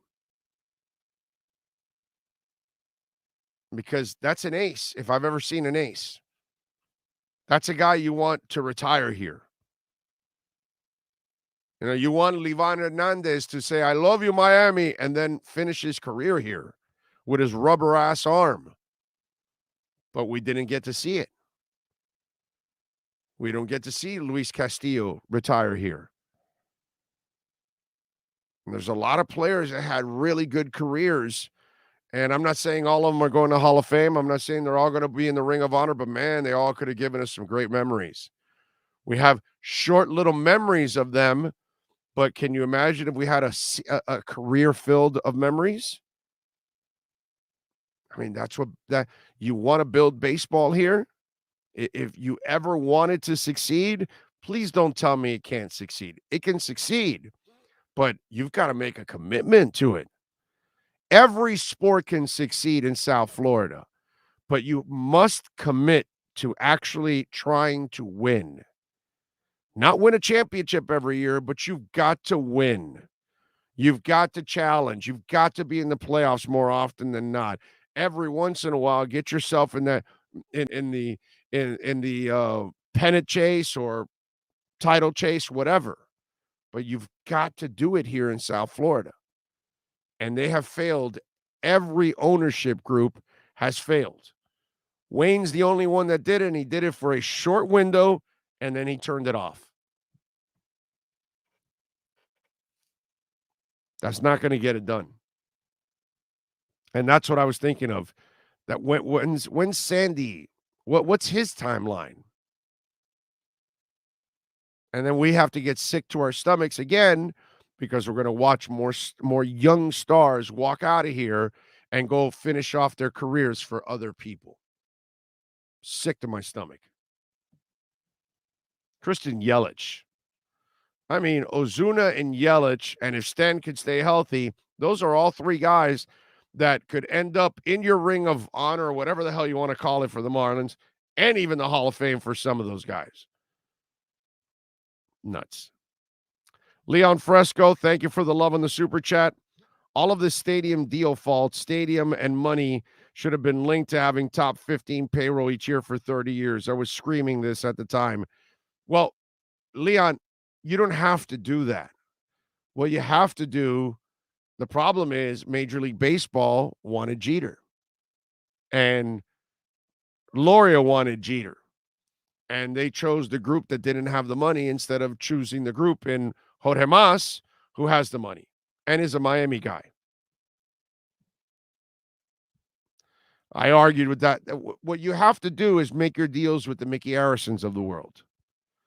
If you're going to make a deal with Mickey. You don't build a stadium for Jeffrey Loria. You don't sell to Derek Jeter when he doesn't have ownership group behind him with deep pockets. That's your mistake. That you got to pick the right people to sell it to. Remember what we talked about, right? When you pick an owner for sports, you want that owner to treat that team like a hobby. That, for them, that money is nothing. It's a drop in the well. That's what it has to be. And it has to be strong. And in a town like this, you have to have somebody creative that creates a stranglehold for their sport. And they create all kinds of revenue streams, and they're really smart and creative, and they can do those kind of things. Here, you don't have that. Kupo Beer says, +1 of the Big O Show cuts. Thank you. Thank you. Please search Big O Show cuts and subscribe. Very important. Chase says, I stopped caring about the Marlins when they went from being the Florida Marlins to the Miami Marlins. They need to go back to that brand. I don't care about that. I don't care if they called the Little Havana, the Aventura Marlins, the Fort Lauderdale Marlins. I don't give a crap what they're called. Get me great ownership. Let's see. Big O couldn't have said it any better. It's all about commitment. All this talent this franchise has lost over the years is unreal. It is. Sandy signed a 5-year deal. The new ownership hasn't traded any good players. Until they do, I'm not judging them too harshly as far as the Marlins. Andy, how can you not judge them? They're not winning.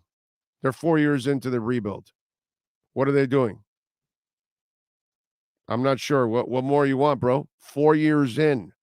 They restocked the minors. Where are they? Why aren't they winning? Is the question. Tell me, why aren't they winning? There's no excuses already at this point. 4 years in, you gotta turn this crap around already. Folks, I tell you about Red Recover all the time. I've been talking about it for months, how I'm growing back my hair.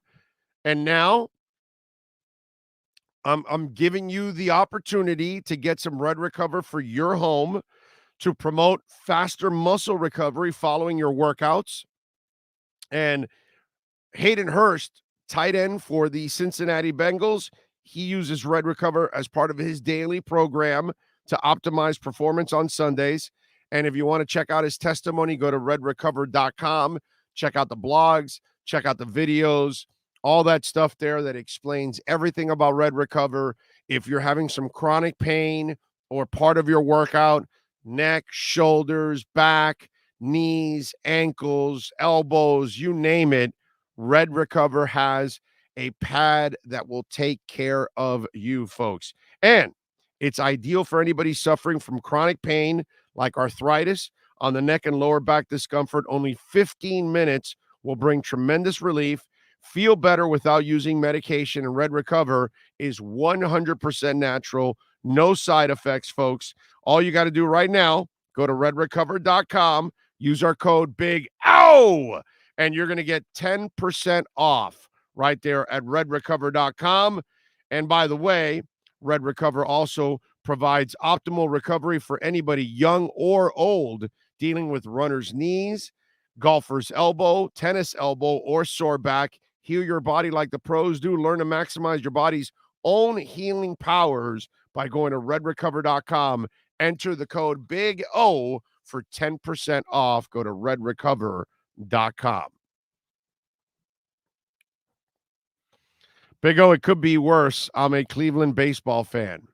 No, I get what you're saying, that you haven't won one in forever and all that, but Cleveland actually tries to win. They actually spend money. The Marlins are not spending that kind of money. Where are they in comparable payrolls? Right? Because it seems to me like Cleveland does a little bit better than they do. Let me see. MLB team payrolls. Let's see where we're at here. Let's see where everybody ranks. Okay. Mets are number one, of course. Where are the Cleveland Browns? The Cleveland Guardians. Wow, the Guardians are 28th. Holy crap, they're not spending anything anymore. They're at 59 and 60. The Marlins are at 59,281, and the Guardians are at 60 million. God, they suck. So they stopped spending too. Damn. That's bad. So you guys are down in the dumps with the rest of us. You had some teams recently that you spent some money on. Have the Guardians been this bad this long? Let me see. 2019. Let's see what we got here.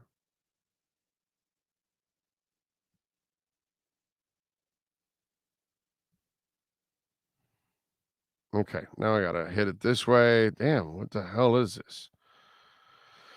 Oh, Lordy. All right, here we go. 2000. Oh, wow. 1919. Oh, but this is a wrong sport. Wrong sport, Ming. All right. I try to get it, but I don't know why it does not update. Here, let me see. Give me a second. My Orioles are in. Oh yeah, no, your Orioles suck. Yeah, your Orioles are really, really bad, dude. I would have to give you that one. There's no doubt about it. I'm trying to pull up another year, but it's just not coming up, man. See? No. Okay. All right, here we go. Here, this is how I'll do it. Ayo. So, yes, sir. It looks like 2019 they were at about 136, and then in 2020 they dropped to 53. Right. 21 they went to 70, and then I guess what you had was So Cleveland is gone. Right, exactly. That's what I thought. I'm looking. I just pulled up 2018, and yeah, the Indians were at 142 million at number 16. Right, so they stopped spending. Marlins were at 25th at that year. Yeah, it looks like they started spending about 2013 to about 2019. Right. Yeah, they were spending some. We just don't spend at all. So yeah, and I know I get that whole thing, but man, our team does nothing, dude. Unfortunately, and I like watching the Marlins. I really do, and it's not like Loria. Like I hated Loria. Like it was hard for me to watch the Marlins because of Loria. But I don't really dislike Sherman at all. I want the guy to win, but you got to do your part, bro. And he just doesn't do his part. And that's the problem right there. That's why they're not winning. All right, let's take a very quick break here. Let's make a quick turnaround. Let's get Alan Poupart in. Let's talk a little Dolphins, a little NFL right here on the Big O Radio Show. Let's get ready to talk Dolphins football. It's the Sports Grill Miami Dolphins Report with Sports Illustrated's Alan Poupart. With locations throughout South Florida, Sports Grill is the home of the special grilled wings. Check out our sponsored locations in Miami on Bird Road in 114th and in Miami Lakes in the Royal Oaks Plaza. Here's Miami Dolphins insider Alan Poupart. All right. How you doing, bro? How was Father's Day? Father's Day was very lovely. I hope yours was as well. Yes, it was nice and relaxing, doing absolutely nothing, which is good. What do you think about tonight? Will Tampa figure things out? Because, dude, like you forgot more hockey than I'll ever know. But the Avalanche, brother, they just look like they're way better. Now the Rangers look pretty good too in those first two games against them.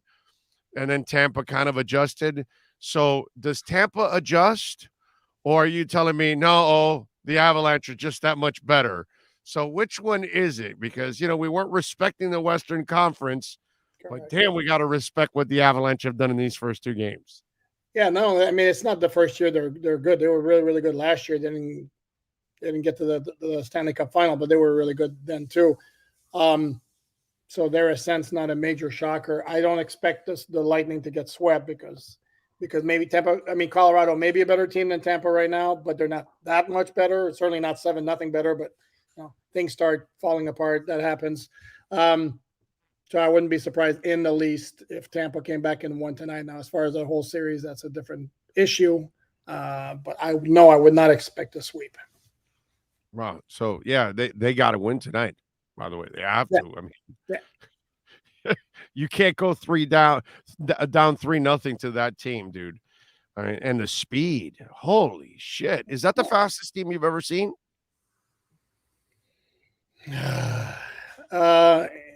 dude, Panthers are fast team as hell too. I mean, but you're Canadian, so I got to ask you. It's more official coming from you than me. okay. I remember also one of the Carolina teams that won the cup like in the mid 2000s, like 06. I want to say that was a fast team too. But yeah, Colorado can skate, no question about it. That's up there. Let's say I'm not ready to anoint them as number one, but that team can skate. Like Vancouver years ago, with Malkin and when they had our guy. No. But back in those days, wasn't when we had the guy we had here. Burry. Yeah, those teams then, right? Wasn't Malkin with him then, or was it Malkin or was no, not Malkin? Who am I thinking of that was next to him that was really, really fast also? Would you call that Vancouver team one? You know which one I'm talking about, right? Yeah, but no, they weren't. No, because they had a couple of lines that weren't quite as fast. Oh, well, that's true. Power was pretty fast throughout the lineup. Yeah, that's true. Actually, throughout the damn lineup. All right, let's talk a little. Oh, by the way, what is going to go on with the whole Washington mess and Dan Snyder now that he doesn't want to? Like, what the hell? Like, he doesn't want to obviously face the oversight committee. They took shots at him now. I don't know if you saw that. Where like, well, clearly he has something to hide, and that's why he's, So what the dude? How does the? Because I almost feel like the league is in this spot. Like, we have to protect Stephen Ross and we have to protect Daniel Snyder because it'll be an even bigger stain on the entire league overall if we don't protect these two guys. I almost get that feeling. So what the hell happens here with this? No, and I'm sorry. Where does it?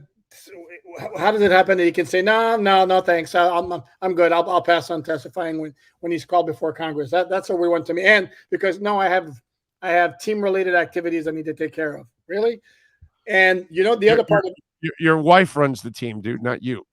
Supposedly. No, and the other thing too that's interesting is, in light of this whole situation, how does that play into how hard the NFL comes down on Deshaun Watson? I mean, you're basically, I mean, doing this to Daniel Snyder, and then you're going to go crazy on Deshaun Watson. Not saying that they should or they shouldn't, but I mean, there's got to be some kind of balance there, no? Yeah, no, that's why I mean, there must be something back there in those emails. Oh man, that they're trying to hide this in a big time way. Yeah, it doesn't pass the smell test very well. No, it definitely does not pass the smell test. All right, so the entire NFL front offices are on their knees. Are they in churches every day, praying to the football gods that time is not the evil for some of their players? Yeah, generally speaking, if there's any kind of NFL news these days, it's bad news unless you get the rare June contract extension or something like that we had last week with Minkah Fitzpatrick. Outside of that, the news you're going to get these days, especially now, unless I'm mistaken, I think every team now is done with the offseason program, so all players are out on their own. You don't want to hear anything until mid to late July when it's time for the players to come back and everybody's back in shape and has done some conditioning work to come back ready to go. But yeah, I would think it's a little bit of a nervous time for all front offices. For health purposes for the Dolphins, is it only Mostert, the only guy we're waiting for to get that nod of whenever he's 100% to join practices? Is there anybody else that we're also waiting for on recovery? No, there's two, like Byron Jones, who didn't practice at all during the yeah, but that was a cleanup that we kind of expected. No, correct, but I don't think there's the slam dunk guarantee that he's going to be ready for the start of training camp to go, full 100%. Dude, that's actually a really good thing because it's less risk for him. Keep him as fresh as possible, and Noah Igbenogany. Bro, throw him out there. Let him get all, because I that's what I would imagine that this preseason and training camp is more about Noah than any of those two other guys, because you don't need to see anything more from X and Jones. They're going to be able to do their jobs. They are what they are already, dude. They're made players. this is probably going to be this might be the best time everyone's had to be able to really check the kid out and see if he can grow and learn from mistake after he makes, one mistake after another from one day to another, because he should be playing a lot here in this preseason. No question. And I wasn't saying it other than you asked me which players. Oh, no, I know. Questionable. That's the only reason I brought up Byron. Teron Armstead, it's not like we need to see the guy. Right. But he didn't take part in the offseason program. He told me when I asked him, was he going to be ready for the start of training camp? He basically said, when I'm ready, it'll be full go, but he didn't necessarily specify the start of training camp. I don't think with him, it's not necessarily when he's ready to go. It's how long can he last and how many games can he play? And that's obviously huge with a capital U, H, or Y, whatever you want to use for the success of the offense and the offensive line. Outside of those guys, I'm trying to think guys coming back from injuries. Alec Ingold, the fullback, torn ACL. I think it was November last year. So maybe he doesn't start off right away. In training camp. And he's somebody who's new to the offense and you want to assimilate him a little bit, but it's not like he's never done it before. Still, I would say in the order of importance of guys you want to see back as soon as possible, I think Byron Jones is probably the one who's the least important because, again, as you mentioned, it's a chance for Benagany to get more reps. You know what Byron does. Then I put Armstead second, if only for like chemistry purposes and the cohesion of the whole offensive line. It'd be preferable if he was there sooner rather than later. And then the guys you want to see as quickly as possible, I think would be Ingold and Mostert, even though Mostert says he's getting close to 100%, who knows exactly when that's going to be where he'll be practicing full go. Who's the guy that you look at and you say, it's too late for you? You had a chance, but this roster may not allow you another opportunity to prove yourself. Who could that be? Yeah, the first guy in my mind's going to is Solomon Kindley. And beyond the fact that he's had 2 years and last year was a major step back, and the very brief glimpse I got at him during the OTAs and the scheme, which is not necessarily suited for his skill set. Yeah, I kind of see him having a hard time making the 53. Preston? He's the one who really jumps out at me. And Preston? Yeah, he's another one. And then that comes down to numbers because that's what I'm saying. They added 2 free agent receivers that in Tyreek and Cedric already made the roster, and then Waddle's going to make the roster, right? Sherfield's going to make the roster. They signed him to a 3-year deal, came over from San Francisco. Well, he's probably a special teamer too. So. And correct. And he's a gunner. He's a gunner. So that's 4 right there. And there was a 5th one, and I forgot who it was. Hill, Wilson, Sherfield, Waddle. Why am I blanking on the other one? There was another one. It was a clear one. Yeah. So let me pull up the damn. I want to pull up the what's it called? The depth chart. Izukanma, 4th round pick. Oh yeah. Oh, sure. Yes. So that's 5. That's 5 for sure. Correct. So unless they keep 6, and if they do keep 6, it's Preston Williams or Lynn Bowden, the way I see it. It would only be Lynn Bowden.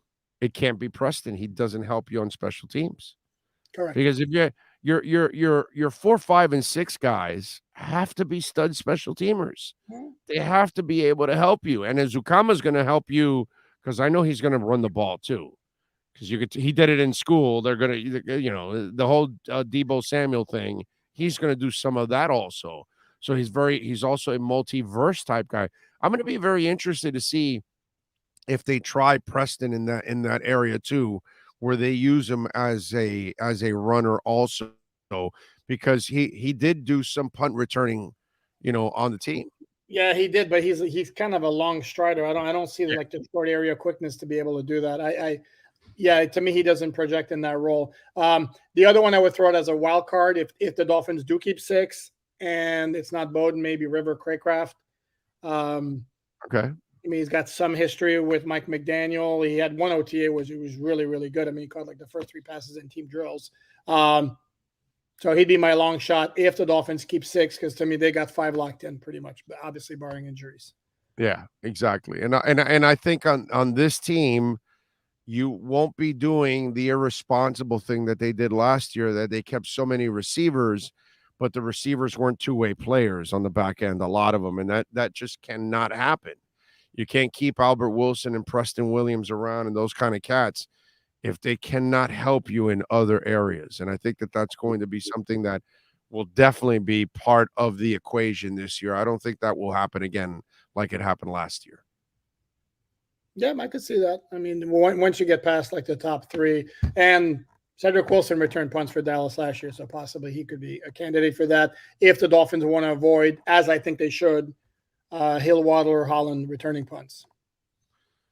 All right, what else are you working on over there at Sports Illustrated, young man? Yeah, continuing with the jersey countdown. Today, it's 80 days till the start of the NFL regular season, the Thursday night opener between the Bills and the Rams. So what is it? That's a Joe Rose. That's a Joe Rose, right? Was it Joe Rose? He may or may not have made the top 3. So doing that, and then I'm going to take a look. I did a look at the roster breakdown on defense. I did the offense on Friday. Today we're going to be doing the defense. There you go. Follow him on Twitter at Poopart NFL. And of course, alldolphins.com. Lock it in there for Sports Illustrated. Bookmark that bitch wherever you're at in the world so you can keep up with everything that he writes every single day. Alan, as always, thank you, my brother. Appreciate you. We will catch up later in the week. You got it. Sounds like a plan. Thank you, sir.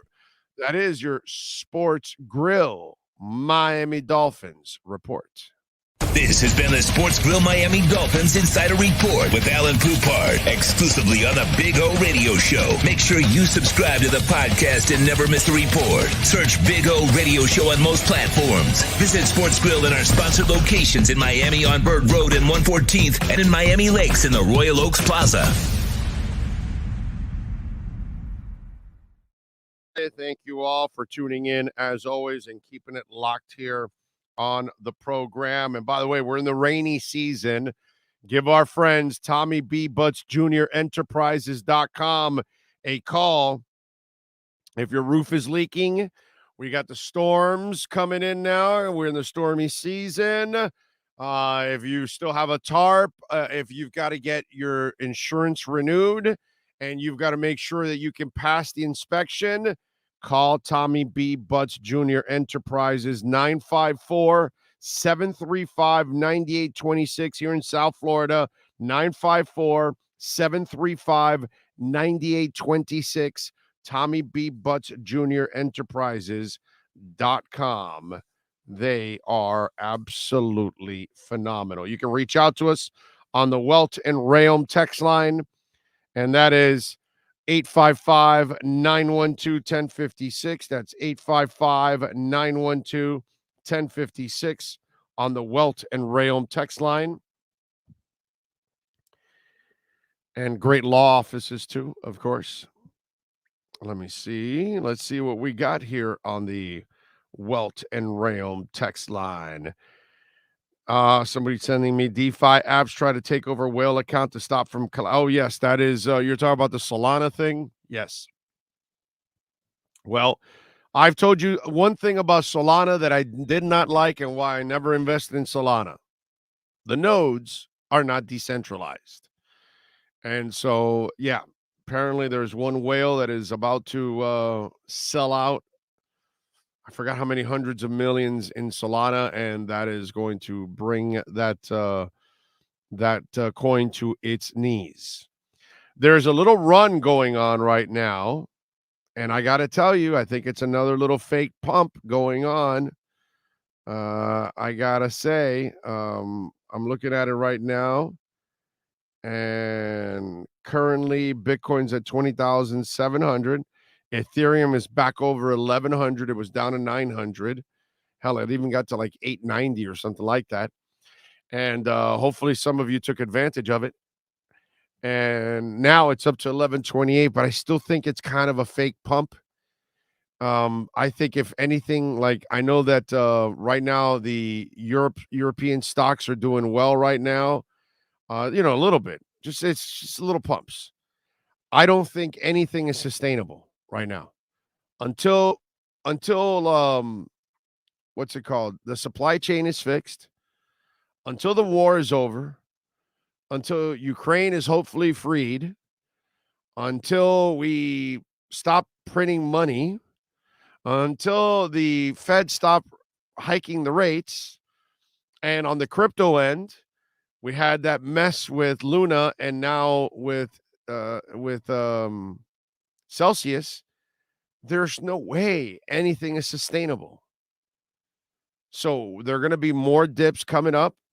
And if you have the patience, you take advantage and you hang in there and you wait and you hodl and you wait. That's what I'm doing. Not financial advice, because I am not a financial advisor. But this is the best time now. There's no doubt about it. Let's see. Months ago, a morning sports talk show host told us how he had another morning sports talk show host at the same building. They had one more segment to go, and it was 9 minutes and 34 seconds. Only one segment is 26 minutes. The rest, commercials. YouTube is on-demand radio, too. I usually listen to you with the screen off via my headphones, as I did with radio, but with the reliable rewind feature to the times, Omar Poupard, such as ridiculous things about Tua, I need to remind and make sure I wasn't hearing things. But yeah, so many advantages you have over radio, but you know this already. Well, thank you, sir. I appreciate it. Yes, we do. And that's why, Sean and I feel very blessed to be able to do this, and kind of Sean and I are kind of pioneering all this stuff right now. Not necessarily a podcast, because we're really not a podcast, actually. We podcast a live show, because we're really a live show every single day. We make our mistakes and everything, and it comes right out on the air. We're not trying to dress everything up. That's what a podcast is. Pre-recorded, behind the scenes, dressed up, edited, cleaned up, all that. Yeah, everything will be perfect that way. But that's not the way I like to do things. I like to do things on the raw, do it live, be it fly off the cuff. That's what I like to do. That's the best way to do radio. And we are blessed to be able to do it this way. And this is the way of the world, pretty much. But we're a different type of show, because we have all the insiders for all the different sports here for South Florida sports. So now South Florida fans all over the world have somewhere to go where they can get all their insiders. And they don't have to hear 80 minutes of commercials, and they don't have to hear the stupid politics that they may be tied to that station, or that they have to follow the rules and not say something negative about the team because they're tied to the team. None of that goes for us. We don't have to worry about any of that stuff. It's a beautiful thing, man. It really is. So if you want to reach out to us on the Welt and Rayom text line, that's 855-912-1056. That's 855-912-1056. And by the way, if your business wants to be a part of our platform, or if your business wants to take us on the road so we can broadcast live from your place anywhere in the world, okay? And Sean is daring somebody.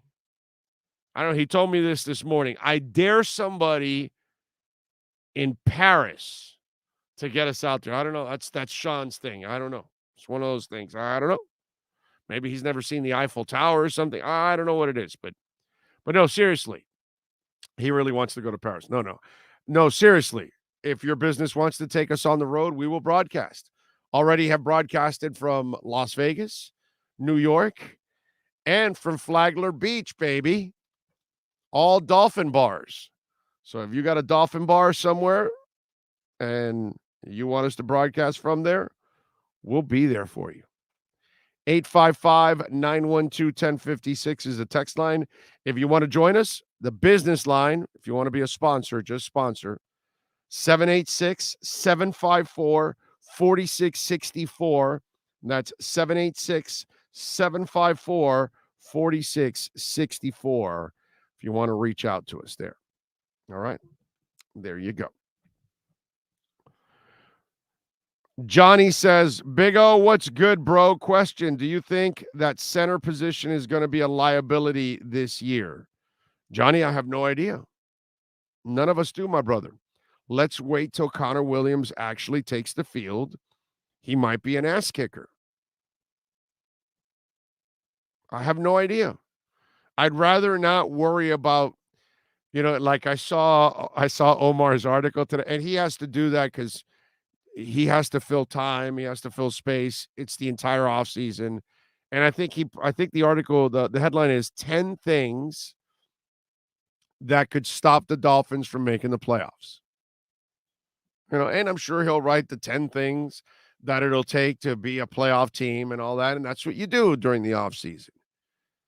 But, for your question there, Johnny, I'm not going to think about Connor Williams being a bust. I'm going to think about Connor Williams being a success.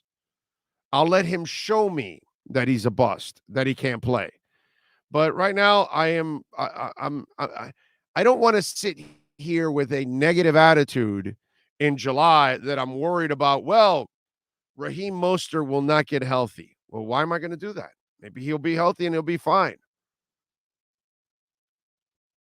Oh, Teron Armstead gets too injured. Well, maybe now he's playing on grass and he'll stay healthy. Let's wait, man. Let's wait for things to develop, and then we will talk about it. Hopefully it's some positive stuff. But at this point in time, I'm just not going to sit here to focus on negative shit. I just can't do that. Nothing negative has gone on. If we had the Watson mess here, then we can, oh my God, how much is this going to be a mess, a distraction? Will he even play? How long will he be suspended? Oh, it's and we would be talking about, that's probably what they're doing in Cleveland right now. Every day is talking about this Deshaun Watson problem. That's a cloud hanging over your team. Oh my God, it's going to be a year suspension, indefinite suspension. Who knows how long it's going to be? Then you're back to square zero again. If you're the Browns. That's the stuff that you got to talk about, that you have no choice. We have a great vibe going on right now. I'm not ruining this vibe for us Dolphin fans by trying to talk about, well, what if Gesicki doesn't fit and he's a failure? Why? Why am I going to talk about that? I'll wait till Gesicki shows me that he's a failure, that he doesn't fit the scheme and whatever. But meanwhile, he's been a hell of a player. And I'm going to give him the benefit of the doubt that he's going to adjust and play well here. May not be the George Kittle blocker, but why can't he be a hell of a pass catcher for this team? See what I'm saying? So too many good things happen this offseason. I like the coaching staff. I like what they did in free agency. I like what they did in the draft. I'm sorry, man. It just, you know what? In a world full of negative stuff, I'm just not going to just chime in on that. Hey, when something negative happens, I'll tell you about it. And I'll give you my opinion. Hey, I think the Panthers are soft. They need a superstar at the top that will put them over the top. Barkov and Huberdeau are not those guys. I'll tell you. I have no problem with that. I don't want to trade for Kyrie Irving. I'll tell you when we're talking about it with Ira Winderman. You need another star on this team. They don't have another star. They need another star next to Jimmy Butler in order to win a title. If it's negative, I'll tell you about it. But I'm not going to create the negative vibe when it's not there. And for the Dolphins, it's not there. That's all.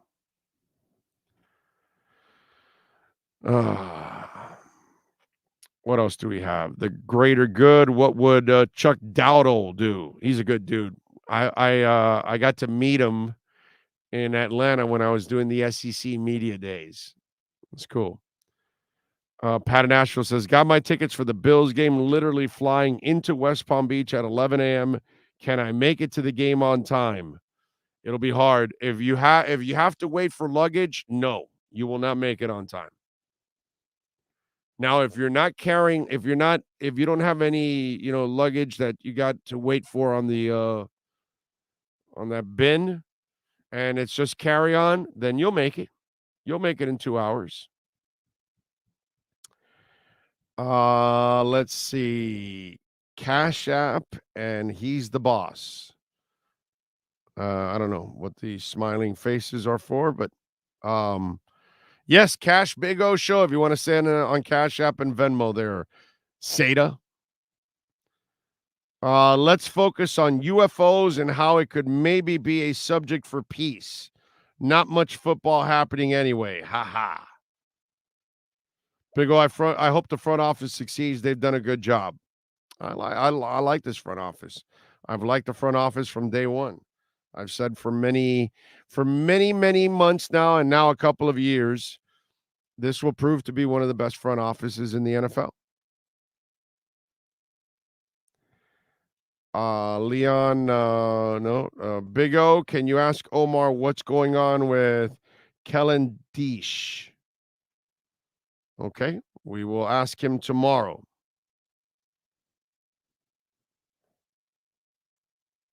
Just wish they would have gone out and get one more established O lineman. Dan B, you would have then said, I wish they would have gotten something else. They drafted 5 guys. They got to be able to fill the needs with the other 5 guys. That's what needs to happen. 2 or 3 of those guys have to hit. So I get it, but you probably would have wanted more after that, because that's usually the case with some of you out there. All right, what else do we have here to talk about on Le Programme? By the way, Inter lost to Atlanta over the yesterday, 2-0. Red card for Jean Mota. That second yellow was so ridiculous on Jean. Like, that's not defense, dude. You can't run up on somebody from behind and trip him up. It was just like he was playing out of position. He was filling in. Poor guy. Anybody catch Neil Diamond singing Sweet Caroline at the Red Sox game? Anybody catch that? Did you see that? Now, Neil Diamond retired 4 years ago due to Parkinson's. And, he's 80 years old. And actor Will Swenson, who's from A Beautiful Noise, was there with him singing.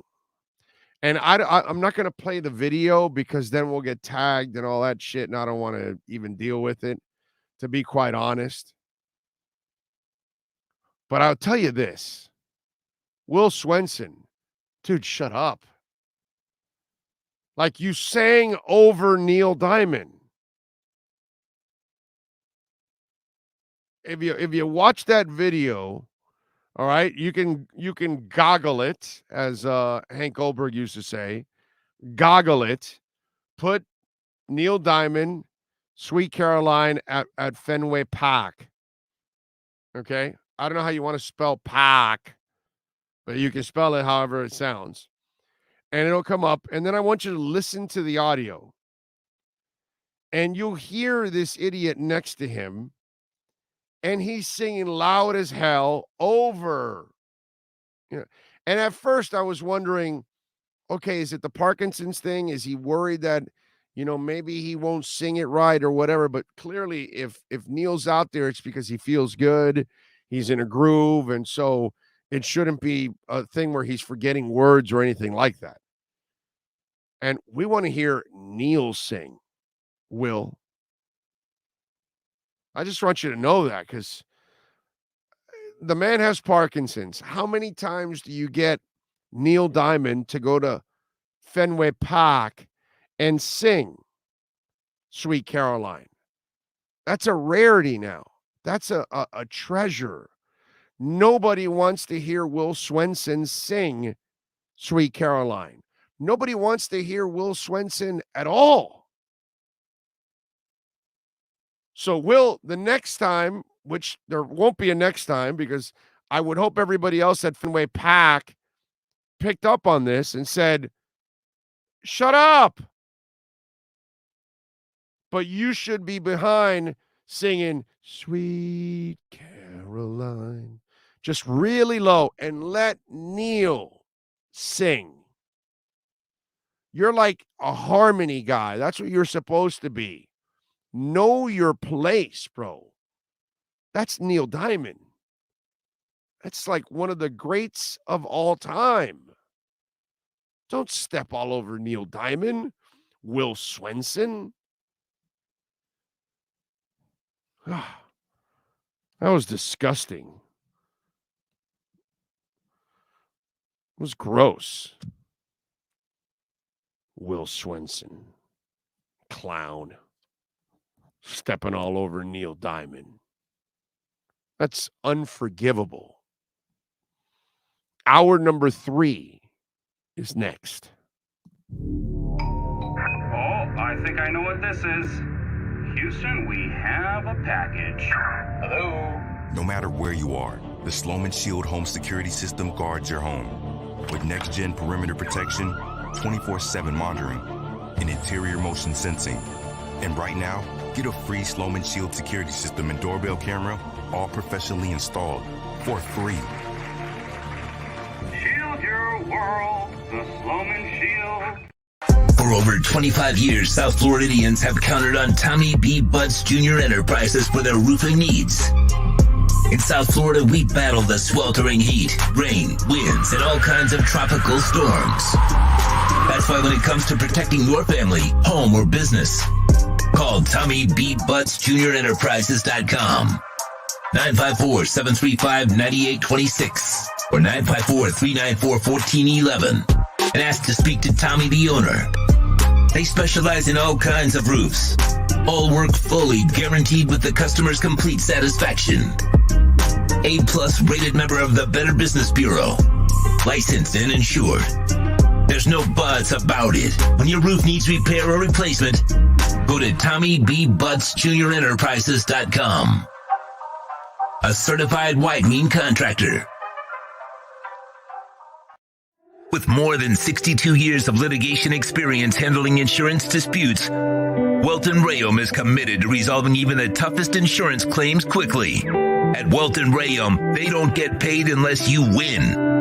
They handle complex personal injury claims caused by the fault of another in both state and federal courts. They handle auto, trucking, motorcycle, slip and fall, and bicycle accidents. Call 954-966-4646.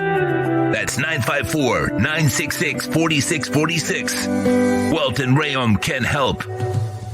If you're a Miami sports fan, then there's only one store to go to, and that's Caneswear at Miami Fanwear in Davie. They're your one-stop shop for all your inner Miami CS, Canes, Dolphins, Panthers, and Marlins merchandise. They have hats, t-shirts, game day jerseys, and so much more.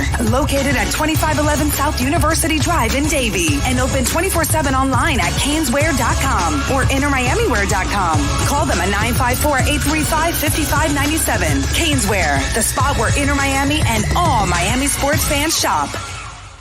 For over 16 years, EJDconstruction.com has provided South Florida residents quality craftsmanship, accurate project management, and exceptional service. That's why EJDconstruction.com is an A-rated member of Angie's List and the Better Business Bureau. When you're looking for the right custom home builder for additions or home remodeling, please call my friend Eric at 305-433-4843. That's 305-433-4843 for EJDconstruction.com. When you move, you need a reliable company led by passionate folks, eager to assist its customers during a transitional process that needs to be smooth. Call Essential Moving Experts at 844-368-5750 for all your local and long-distance moving needs. You can rely on essential moving experts. Mention the Big O Show and get $150 off. Family owned and operated, they offer free 30-day storage, full service moving, fully licensed, bonded, and insured. Moving was never so easy. EssentialMovingExperts.com. Welcome to Red Light Therapy, a revolutionary technology perfected by NASA to aid in muscle strengthening and recovery. Red and infrared light has the capacity to penetrate deep into the cell's mitochondria, potentially leading to increased energy, faster recovery, and the optimal performance your body demands. Train, fight, recover. There's no need to drive around South Florida wasting valuable time looking for a new or certified pre-owned Acura. Go to the #1 volume sales dealership in the Southeast United States. Craig Zinn's Acura of Pembroke Pines. Purchase with pace and space in a dealership tailored to your needs. From home buying to providing that personal touch. Contact the 2020 Satisfaction Award winner Craig Zinn's Acura of Pembroke Pines. 888-776-5123. That's 888-776-5123. Or visit them at 15601 Pines Boulevard in Pembroke Pines. Sports Grill on Bird Road, Miami Lakes, and their newest location in Doral is now hiring. If you're looking to join a great company and South Florida institution, give them a ring or drop an email. Sports Grill is hiring all kinds of positions from hostess to servers, bartenders, or join the kitchen staff to craft some great food for their amazing customers. Please send your resume to m.cruz@sportsgrillmiami.com or call 305-219-5726. That's 305-219-5726. Sports Grill. Good food, good drink, good friends. The views and statements or beliefs expressed on the following program by the host, guests, or callers are not necessarily the opinions of FantasyXS.com, Media Group Inc., ownership, management, sponsors, or website. The Big O Radio Show is brought to you by Sports Grill. Good food, good drinks, good friends. Craig Zinn Acura of Pembroke Pines, the #1 volume Acura dealership in the Southeast United States. The Fort Lauderdale Police Department. The FLPD is hiring. Go to FLPDjobs.com. Why is it that you get locked out in the worst moments of your life? Where are my car keys? Man, I can't find my house keys. In those frustrating moments, you need a locksmith you can count on. A. Lenny Locksmiths in South Florida, from Miami to Port St. Lucie. In Central Florida, A. Lenny locks it down in Orlando and Tampa Bay. Lockouts or lock changes for home or business, car key replacements, and programming all model cars. 24-hour service. Call them at 855-869-5625. Go to the website at alennylocksmith.com. When it comes to South Florida sports teams, very few in the media have witnessed, lived, and covered it like the Big O. Let's start the program dedicated to your favorite South Florida teams with a passion that's unmatched. The Big O Radio Show is on. Here's the Big O. Baby, yes, sir. Hour number 3 is on the air, and in hour number 3, we are going to talk to Marcel Louis Jacques at 12:30 with our Edge Energy Drink, or myedgedrink.com Miami Dolphins report. It's a beautiful thing, so we'll do that. We'll have some fun with him. And by the way, I did send it to what's it called? The Neil Diamond soundbite to Sean. So because we got to do what's right. And when Neil Diamond is singing, you need to shut the hell up. Sean, if you have it there for me, listen to this guy sing all over Neil freaking Diamond. I was disgusted by this.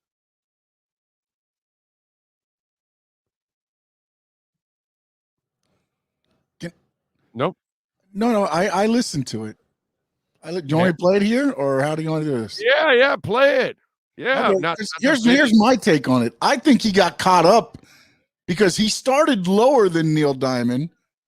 Then as it became like when you're at a bar or whatever and it comes on, you start singing. I just think he got caught in a moment and just started trouncing Neil Diamond. Well, that's my point. Know your place, bro. That's Neil freaking Diamond. That is an American treasure. Okay? I mean, in our almost 300 years of existence, we've created a couple of great things in this country. Neil Diamond is one of them. Okay? You don't step on Neil Diamond, my brother. You just don't do that. You step aside and you allow the man to sing his song. So please play it, and we can hear this Will Swenson guy just absolutely obliterate my man Neil Diamond. Oh, God. So disgusted by this.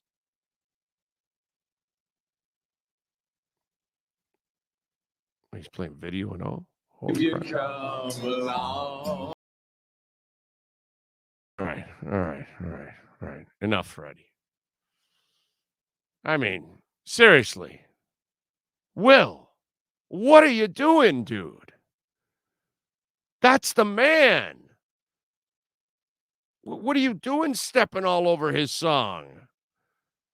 That's just, that was so, like, disrespectful, un-American. I don't know. So many things I can come up with. You're up there with the legend. Let the legend sing. I mean, sorry. Right?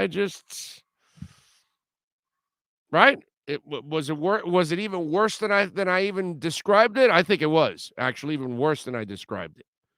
It was that disrespectful. Agree with Sean, but remember, Mr. Diamond has been retired for 4 years, and Parkinson's has a terrible effect on the mind like dementia. The performer was probably there to assist the legendary singer, but he wasn't assisting. He was stepping all over. That's what I said before, Rosendo. He needed to sing the harmony behind. Let Neil sing, and then your harmony behind will help fill in. But you don't go over the guy. I'm sorry. Big O, that was lame. I'm with you. It was lame. It was terrible. It was disgusting what they did to Neil Diamond there. I mean, come on. We need King Diamond to cover Sweet Caroline, says Chad.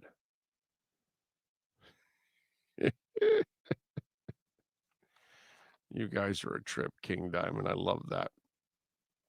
All right, you guys, by the way, off the beaten path a little bit here. So Amber Heard was on Dateline.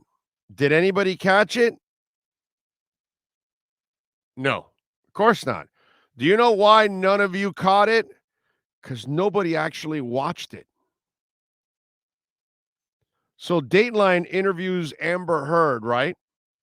And what ends up happening? One of the lowest rated shows ever. Yeah. Several days after jurors delivered a verdict that was largely not in her favor, Heard sat down with today's Guthrie for a heavily promoted interview, which aired full as primetime special on Friday. However, while interest in all matters surrounding the trial had dominated headlines and social media the past 2 months, viewers did not flock to watch the interview in significant numbers, new figures have revealed. According to TV Line, a total of 2.3 million viewers and a 0.2 demo rating tuned in for the special, making a respective dip of 18 and 50 week to week. The ratings also marked the news magazine's second smallest audience since November of 21 and a season low in the demo per the outlet. The 2.6 million tuned in for the rerun of the Revival magazine show in 2020, while Fox's Friday Night SmackDown attracted 2.3 million. How about that, Sean? And 0.06 in the demo rating, making a surge to its best numbers in quite some time. Heard's interview with Guthrie followed her high-profile battle with Depp, and she, of course, made no impact whatsoever on the ratings. Do you know why? Because nobody believed that woman. We really don't know what happened behind the scenes, but any woman that would take a dump in your bed I mean, that alone in itself right there probably ruined it for her. Lowest rated. I saw it, and I found it funny as hell because we really don't know, but I sided with Depp anyways, just because she was so incredibly unbelievable, and not in a good way. There was no way you could believe her in anything. So are your golf friends telling you that Matt Fitzpatrick is the next great one in golf? Because, that's what the golf nuts do. The next guy that wins a major, that's it. He's the next up-and-coming guy. And now that sport is divided with that live golf thing. I mean, this is not good for a sport that's a fringe sport. It's a niche sport as it is. It has no superstars anymore. The only guy that's a real draw is broken down, unfortunately, because of a tragic accident. And when he was able to play just recently, he stole all the headlines and brought in the audience. I mean, that's the one thing about golf. It seems to me like a sport that is on the decline, and a lot like baseball, that its fans are dying. Because there's no way golf is picking up a young fan base. Sure, it'll have a couple of young people because dad is probably a golf nut and gets them in it, just like baseball. Baseball is also a dying sport, but I'm sure you'll get a couple kids in it. Why? Because their dads are seam heads. So they're so hooked to the sport, they get the kid hooked to the sport. But eventually, I'm sure in today's world, those kids will probably end up losing their interest eventually when they can kind of do things on their own. They probably won't be the same baseball fan, and they certainly aren't going to be the same type of golf fan. You get that feeling that they suffer from some of the same ills that baseball has. Although they are better at promoting their sport because they have probably more beefs amongst each other, and so that gets out there in social media and all that stuff. But not because they're great at marketing their sport individually. That's for soccer and for football and for basketball. They're way better at doing that stuff.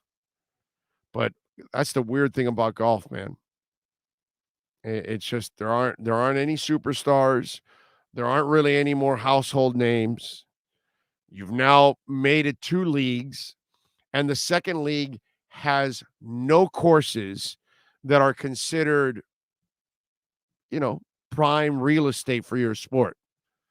They don't have the Masters, and they don't have the U.S. Open, and they don't have, that it's going to end up becoming a problem for you.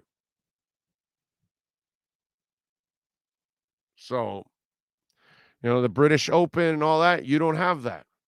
So if you don't have those kind of legendary courses part of all that, I don't know how you end up building something on that side when it's also a league that is led by the Saudis, who aren't necessarily respected, liked, or that people want to gravitate to them because of their past.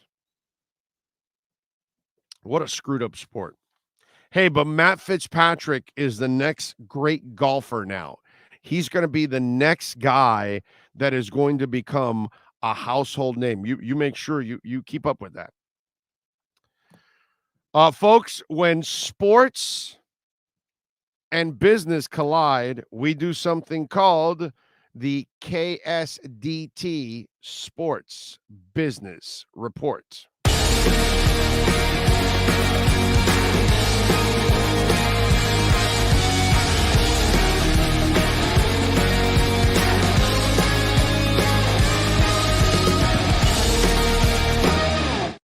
All righty. Yes, sir. All right. When sports and business collide, baby, it becomes very interesting. And I got to tell you something. I got to give hockey a lot of credit because unlike baseball, and baseball looked like it was a dying sport, and it's kind of a dying sport. It really is. It is kind of a dying sport. It doesn't look like interest is actually growing overall. But when you look at hockey, man, I got to tell you, it's pretty interesting what's happened with hockey as the NHL ends up getting to $1 billion in ad revenue, which is pretty interesting because you would think, okay, wait a minute, hold on a second. So you look at the NHL and it starts getting to, sick numbers when it comes to producing record revenue. And this year, by the way, their total revenue is going to pass $5.2 billion. It's pretty cool. Bettman said in his annual State of the League that the finals and the league will surpass $5.2 billion. We were able to stabilize the business and power through. Didn't mean that at times there weren't challenges. Didn't mean at times that we didn't have to adjust. Some of you on occasion said we were making it up and we went along, and we were, but we didn't have to do it to get through it. The league generated $4.6 billion in its last normal full season in 18-19 before the pandemic wreaked havoc on sports. Now it has gone up to $5.2 billion. The financial increase stems from new U.S. media right deals with ESPN and Turner Sports that went into effect this season. The salary cap is projected to go up $1 million to $82.5 million next year. So you think about it, it's pretty cool that the NHL ends up growing here. And let me tell you something. When you look at the business in general, okay, of the NHL, this is one of those things that you like, okay, wait a minute, hold on a second. So you're now growing to the point, and listen to this, okay? We're going to add another $1 billion of gross revenue in the very near future, Wirtz said. And we're talking about Rocky Wirtz, the chairman. The CBA is going long-term 10 years, opts out for the league and players after 8. And now the focus is on growth. I'm extremely happy about the NHL. Along with the $1 billion vision in the first year under the new collective bargaining agreement, according to sources, as the team league levels, the NHL informed the league of the Audit and Finance Committee as a meeting on June 10th that the league projects in bringing in an additional $1 billion in cumulative revenue over the next 3 years. So they're continuing to grow their revenue streams, which is actually a really cool thing for the NHL. And you think about it, in the future, this is one of those sports that has a lot of potential to grow as an indoor sport, as an international sport, because there's a lot of countries that play hockey. So you're going to have talent. You're going to have an infusion of talent from all over the world, kind of like what you do with soccer. We don't have that in football, right? We get it in basketball. We get it a little bit in baseball because there are some countries that play it. Basketball is obviously a hell of a lot more countries, and soccer, every country pretty much plays soccer. So it's on different levels. And that's one of the things that they have an advantage over. It's fast. It's physical. It's a fun sport. You go live to a hockey game, and it is a completely different experience. Once you go live, I think that's when you ultimately get hooked to hockey.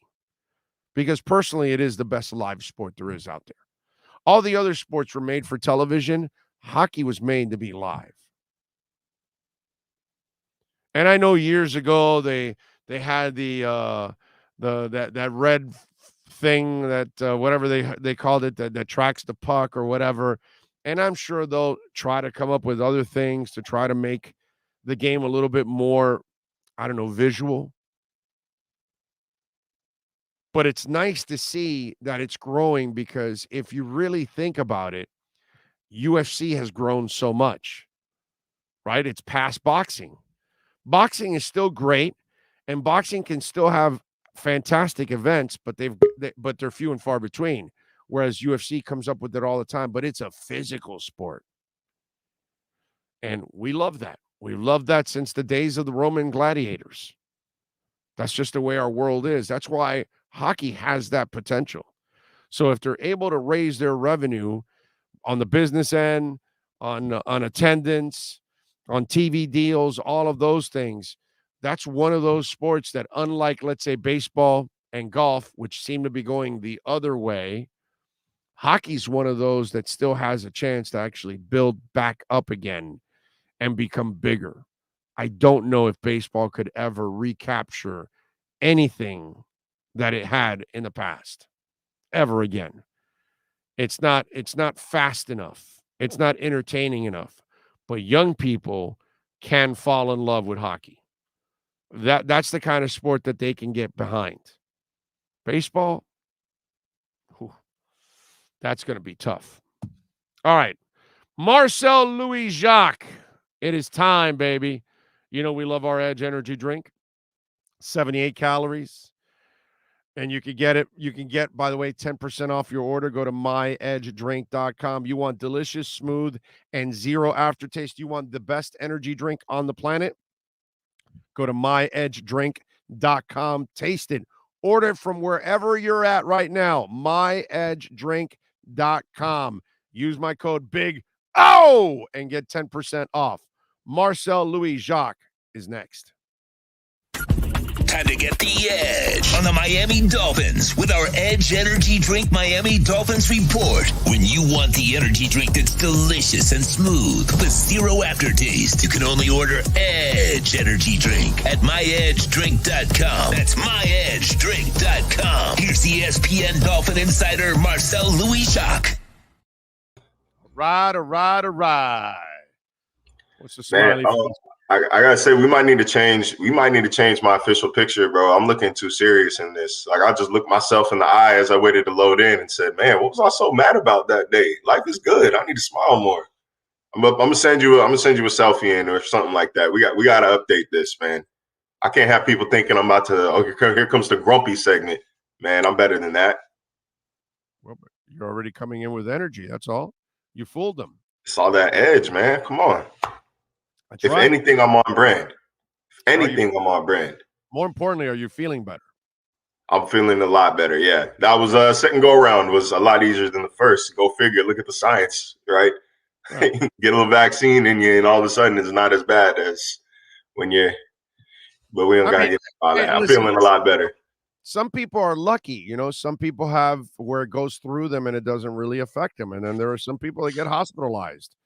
It's that's the thing about the science part of it. They haven't figured that part out. And that's why you don't want to take the chance and just get the stupid vaccine. And, and hopefully if it does hit you, it doesn't hit you hard. You know what I mean? And that's the good thing.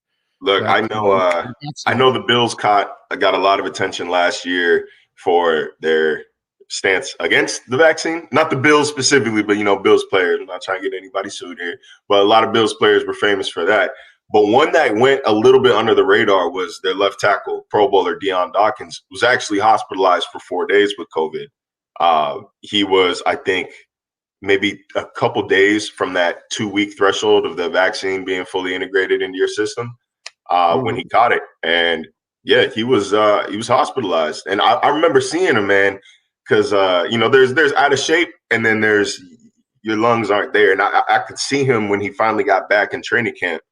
And that just the look on his face when he was trying to run, I said, oh, man, I think this thing might have been worse than we were led to believe. And he got on a Zoom call maybe 3-4 days later and poured his heart out and really tried to plead with people. Hey, please get this. Like, if you're able to, please do.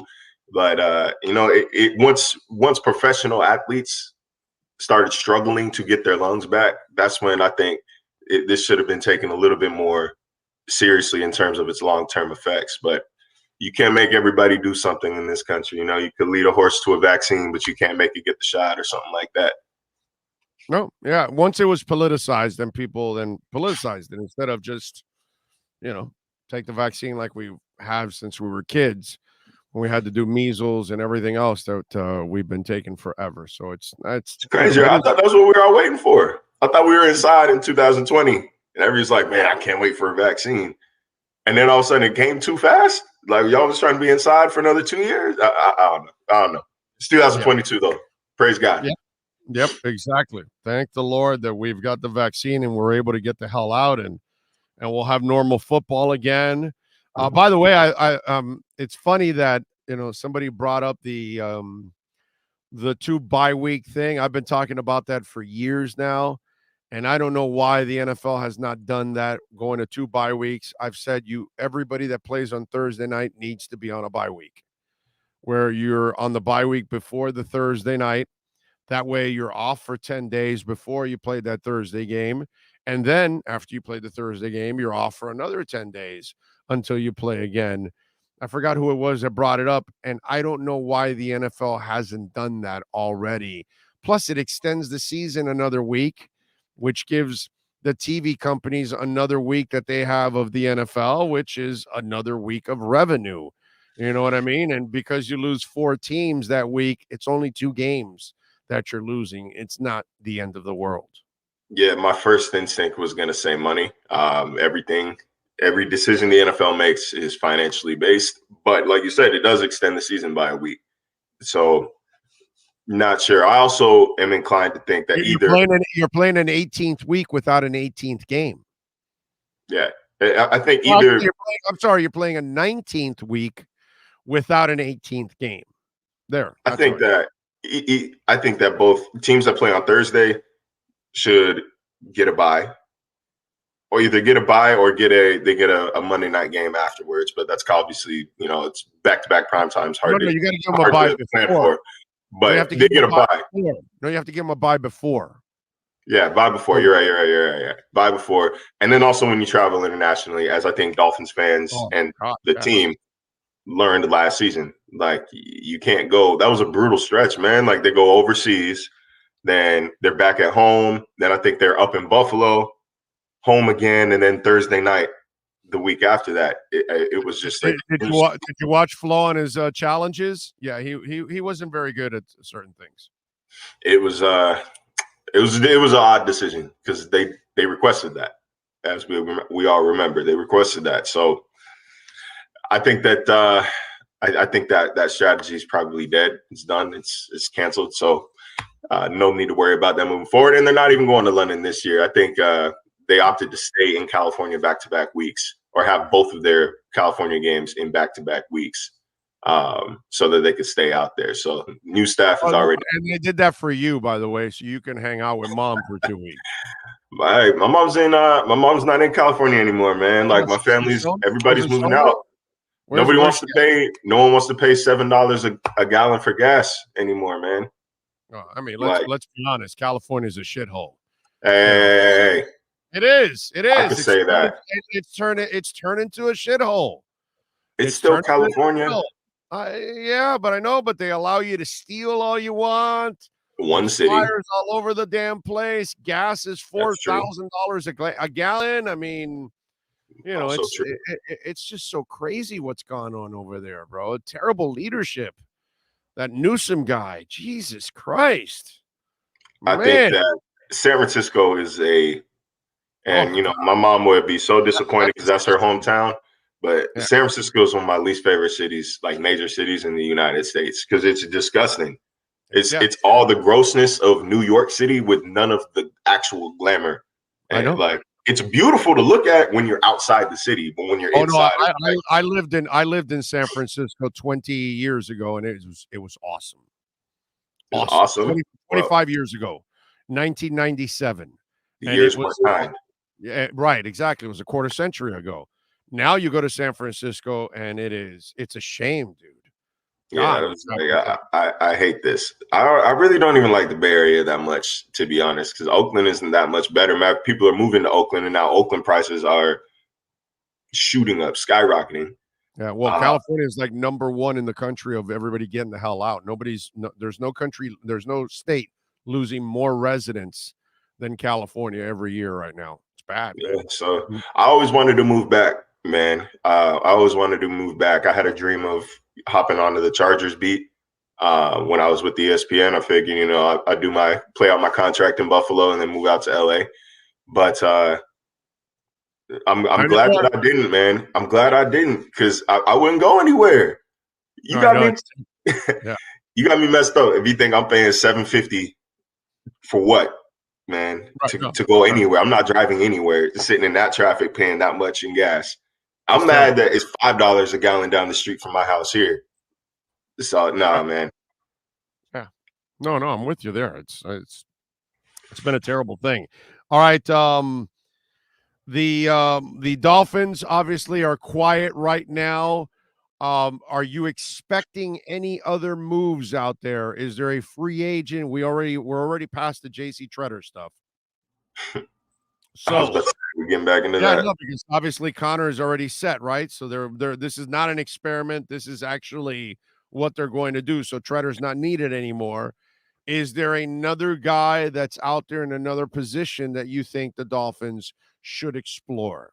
No, I think this roster is set. I mean, I've been saying on the show for months now what this coaching staff felt about the offensive line, that even though it was dead last in pass block win rate last season, they felt like players weren't put in the best position to succeed. They wanted to give a couple upgrades to the line. We see Williams, we see Teron Armstead, and that they'll let their coaching staff that has a history of developing offensive linemen do the rest. So they're set on the line, I think, on both sides of the ball. They're set at defensive back. They're set at skill position. They're set at running back. I think that at this point, your core is intact. Your depth is intact. All you need to do from here is get in the lab and learn the system. You know, players are kind of encouraged to, you know, enjoy this last stretch of quote unquote off time. Obviously, you know, don't let your body go to waste. Don't sit on the couch eating ice cream and chips for the next 30 days. But, you know, hopefully, if in the coaching staff's mind, these guys are in the playbook. They're still working out. They find some time to get together and keep that chemistry up. That's the whole point of minicamp and OTAs, is to provide that base layer so that when they get to July's training camp, they can rev up right away. They don't have to wade into the water. They can dive right in. So that's where I think they're at. I don't expect any major roster decisions, at least not coming in. I think that come 53-man cut day, in August, we might see a surprise name or two. But, you know, that's as bittersweet as that is. That's a testament to how good a roster is when you've got players you wouldn't expect to be cut all of a sudden on the bubble of being cut. So, no, I think that the Dolphins roster is in a good space right now. Ron, by the way, on the text line says, I'm trying to get the F out of California. I don't blame him. Where you live, Ron? Yeah, he's in California. Where in California, Ron? We want to know. Is what he's asking. Where in California? Yeah, I see Jason Myers and Joel talking about that tough stretch. That is, I gotta say, man. So I was up in Bristol a few weeks ago, right? And I was talking to Sal Palantonio about the Dolphins season, and he's like, "What are you thinking? Like, how many wins they got?" And I was like, "Look, man, there's this stretch in December where they're at Niners, at Chargers, at Bills, Packers on Christmas, at Patriots, and this man's jaw dropped." And he's like, "I don't think I've ever seen a stretch that difficult in my life." So yes, Joel, you nailed it, man. This is, I think, my 5th NFL season, so it's not like I got, you know, decades in the game, but this is the most difficult stretch that I've ever seen a team I've covered have to play. I just think this is all. I think this is all a bunch of bullshit that people just make up to go through all that. It's an NFL season, dude. You got to win your games to get in. You got to win your games. Last year, but listen. Last year, this is how the story gets painted. Well, you built up all your wins against the shitty teams. And then the second half of the season, when the schedule was much tougher, you suffered a whole bunch of losses, right? And so, or the other way around, I'm sorry, right? That's what it was. They lost all their games early on because they played all the tough teams, and then they played the weak sisters in the back end, and that's where they pumped up their schedule. Well, then, hey, listen, guess what? Now you're going to find out if the Dolphins are actually good, because if they're beating good teams, now they can actually maybe get to the playoffs and win some damn games. So I'd rather them play a tough schedule and play the good teams than pump up the schedule with a bunch of shitty teams who then fills you up with a whole bunch of hot air, and you find out your team is really not that good. So it's the NFL. We broke it down. We broke it down a few weeks ago, though. We broke it down a few weeks ago. There's 3 parts. It's not necessarily a tough schedule. There's 3 parts to the schedule, like 3 individual seasons right now. Like it's a tough stretch to start. That Bengals, or not Bengals, the Pats, Ravens, Bills, Bengals, and then you've got cake. You got Jets, Vikings, Steelers, Lions, Bears, Browns, Texans. Jacoby Brissett's going to be playing quarterback for the Browns. Like, it's not going to be Deshaun Watson. There's just, I don't know. The NFL has morally let me down a lot over the past few years, but this is one that I just don't see any way that they get wrong here. They have to start making things right. But I mean, so you get trial by fire to start. You learn a lot about yourself. Like, you might be 1-3 to start, and then you've got an opportunity to bounce back. You got opportunity to hit your layups there in the middle of the season. And then at the end is really, like you said, that's really when you find out what you're really about. Like, it's going to be crunch time. The AFC is too tight. It's going to be crunch time. That's going to be the time where you pull a couple games out that maybe you weren't supposed to on paper. But I don't know. It should be an exciting end of the season, man. Like, that's you'll find out that Bills game might get flexed to prime time. You'll find out what they really are. And that's the beautiful thing.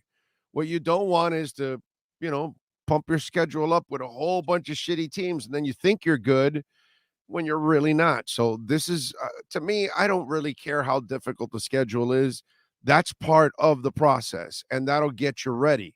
So now it's up to McDaniel to prove that he can coach and put together an offense and develop an offensive line and all of those things. Let me give you a question I asked Poupart on earlier.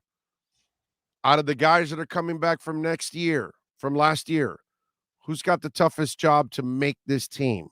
Who's the player that you would put behind the 8 ball and say, yeah, you were on the team last year, but I don't think you're making it this year? Who's that? Return player on the bubble. That is tough. Well, he mentioned Solomon Kinley, which is a guy definitely because of the weight issues. Preston Williams is another one of those guys that was last year, but now the receiving core is loaded. So you've got 5 automatics already making that team. You know what? I agree with him in terms of Solomon Kinley. I don't like to comment on players' weight when I'm watching from the sideline.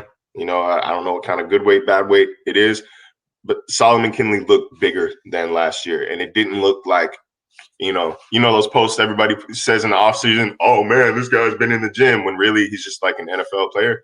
No, Solomon Kinley looked big, and it didn't look great. And that's not good. And that's not good for this line. That's not good for this line. You got to be able to move at guard. So Allen's onto something there.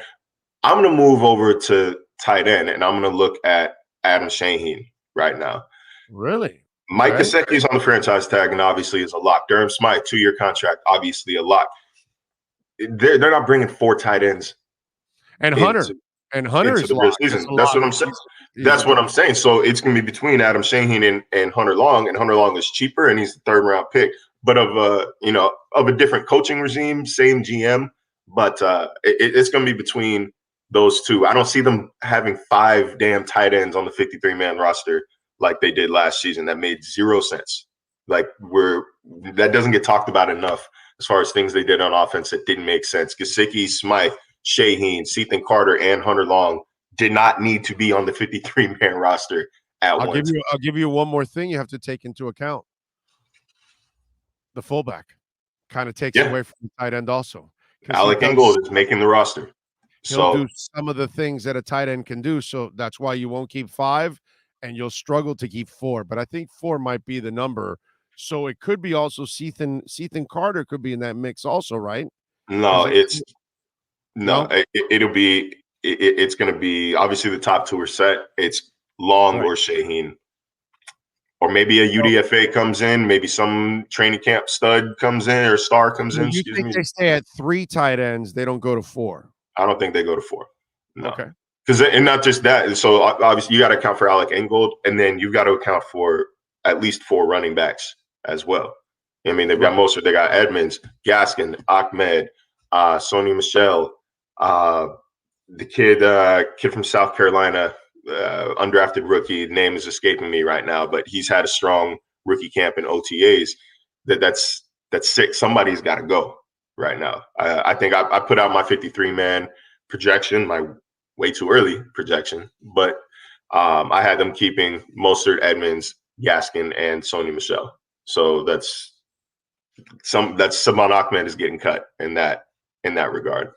But that's still 4 running backs plus a fullback. It's 5 guys in the backfield you have to account for. Right. They're not keeping their 4 tight ends. It's got to stick to 3. All right. Follow him on Twitter at Marcel_LJ. Are you still off on ESPN, or are you working on something there? It's a slow time. It's a slow time. I'm basically I'm here for the vibes for the next few weeks. Got a couple vacations planned.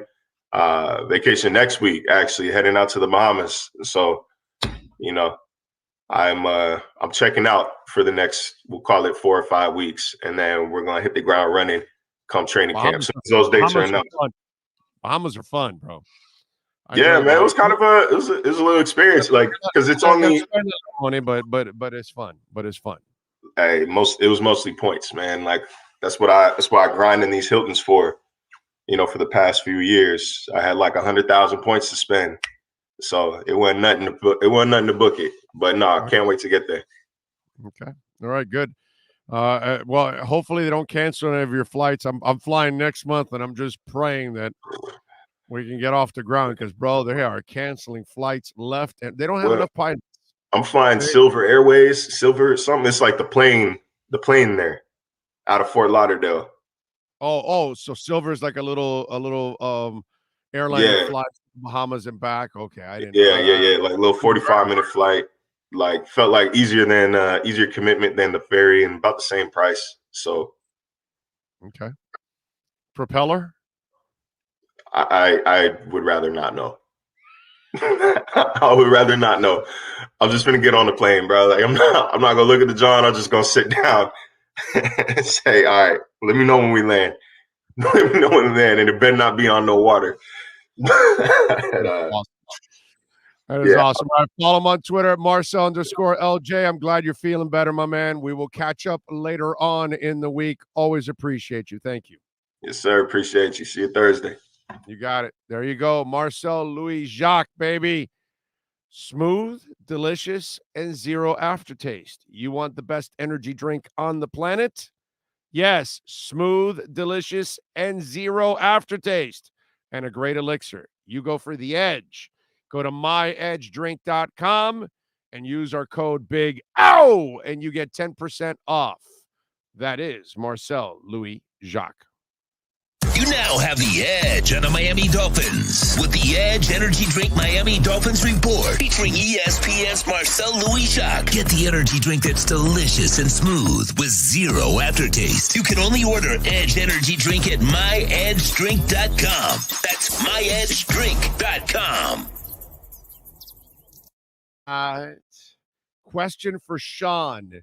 Is the WWE in that big of a mess in the front office? What do you got to say there, Mr. Stanley? I responded to him back in the chat also, but look, Vince McMahon's still running everything. They put Stephanie McMahon in control because of that, so that he stays kind of running things day to day. Nothing's going to change until Vince McMahon's out of the company. If you want to call it a mess, it's a mess. But until Vince is out of the office, nothing will ever change, because again, you read the SmackDown rating because Vince McMahon said he was going to be on, went up. And all he did was come out, say 4 things, welcome to SmackDown, threw the mic down and walked out. And the ratings went up. And until he's gone, nothing will change. I mean, you heard it from him. He's going to know. He forgot more about wrestling than I'll ever know. And by the way, he got a standing ovation and everybody cheering for him. And this is the guy that paid $3 million to hide an affair. And also more NDAs that are just being uncovered. And, however you want to look at it. But everybody cheered him. There you go. By the way, we have added a new segment to the show. Every 2 weeks, Showtime Boxing. We will focus. Well, it's Showtime and Bellator actually is kind of the mix here. Danny Sabatello has been signed on to a multi-fight deal with Bellator, and obviously Bellator is being run by Showtime and being under the Showtime flag. So Sabatello is going to join us on Wednesday at noon. So we'll have a little fun with him. I believe he's 12-1 right now. He is dominating. So we will talk to Danny Sabatello at noon. So every 2 weeks, we have a new segment here with Showtime Boxing, and it'll be boxers, it'll be MMA stars. In this case, it'll be an MMA star in Danny Sabatello joining us. And he's a local kid. I think it's, I want to say Sunrise. I want to say he's from, if I'm correct. So he's a local man. So we'll have a little fun with Danny at noon on Wednesday. So for those of you that are MMA fans, we are going to add boxing, MMA. We already have wrestling, obviously, with Sean. So we'll add those elements to the show as we continue to round things out. We just added, baseball recently with Craig Mish. So now we're adding Showtime, partnering up with Showtime. And every 2 weeks, we will have a focus on some kind of a fight that's coming up. Boxing, MMA, those kind of things. So for those of you out there that like that, well, welcome Showtime aboard to the program and our partnership. Big O, help me out. My friends and I are huge AC/DC fans. I'm a big Brian Johnson fan, and friends are Bon Scott fans. What says you? I love both. Love both. I can listen to both, but I'm more of a Bon Scott guy than Brian Johnson. Okay? So there you go. All righty. I lean to Bon Scott. Love Bon Scott's voice, man. And Brian Johnson is awesome. Don't get me wrong. I've seen Brian Johnson several times in concert. Never saw Bon Scott. But hey, it is what it is. Eddie Lepp is in the house. He's loving the MMA. There we go. We'll start to get the UFC stuff also involved too. Slowly but surely, different elements got to be added, and then we'll continue to round out the show. So all of that will be there for you guys and ladies out there, of course. Back in Black, top 5 of all time. Yes, that is a perfect album. Yes. That's the only way to describe Back in Black. All right, so let's see. What else do we have here? Kyrie Irving. We talked a little bit about it with Ira. Let me speak my piece here with Kyrie Irving. I want nothing to do with Kyrie Irving. And I know I saw what Sham Charania said. He might opt out of his $36.9 million deal. He has been unreliable. Unreliable with everybody. He cannot stay in one place. He is not a leader. He cannot compartmentalize. Unfortunately, he is a weak-minded person in that sense. I know he's super gifted. I understand he's one of the top talents in the world. But unfortunately, he is unprofessional. And unprofessional does not go with the Miami Heat. And if Jimmy Butler, if you listen to our interview with Ira, I was talking about would you trade Kyle Lowry for him? And I said no. And I'm not the biggest fan of Kyle Lowry's contract. And I'm certainly even a lesser fan of his contract after he looked like me all season long. I'm pissed about that. You can do my job as a fat ass, but you can't be a point guard at the NBA level as a fat ass. Okay? And that part is unacceptable. But having said all that, Kyle Lowry, whatever issues he had going on this season, it led him to a path that's not normally him. He's never that big. So I'm hoping, I'm going to give him the benefit of the doubt that he's going to come back in shape next year. I'm not talking about Jimmy Butler's shape because that's not who he is, but in way better shape where you lost 25 pounds. We'll see. But having said all that, I still would rather roll with Lowry than I would with anything of Kyrie Irving. I don't want anything to do with Kyrie Irving. I think Jimmy Butler would be pissed at Pat Riley and company if they trade Kyle Lowry and brought in that flake. I'm sorry, man. I'm not here to give this guy any kind of breaks. I know he's got till June 29th to exercise that player option. Everybody gets burned by this guy. The only ones that didn't get burned was Cleveland, and that's because he was with LeBron and he was able to hit that shot, and it is what it is. But outside of that, Kyrie Irving does not fit anything that the Miami Heat are about. He's not a Heat player. He doesn't have the professionalism to be a Heat player, and he's not reliable. He will fail the front office. He will fail the coaching staff. He will fail the fan base. And more importantly, he will fail his teammates. And he will cause problems for them that they now will have to answer for his stupidity, his laziness. A guy that definitely you do not make a move for.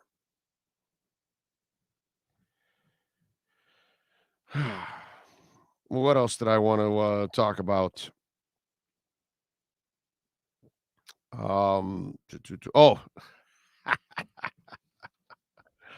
I saw this about Doc Rivers, and I found it funny as hell. So they asked Doc Rivers about James Harden. And Doc told them, here's the quote, all right? If you're driving right now, you may want to pull over. Just okay? So Doc Rivers asked about James Harden next year, right? And will he get a contract? He said, yeah, a huge deal. I'm excited about coaching him. I love him. Now, does Doc really love him? Is Doc really excited about coaching him?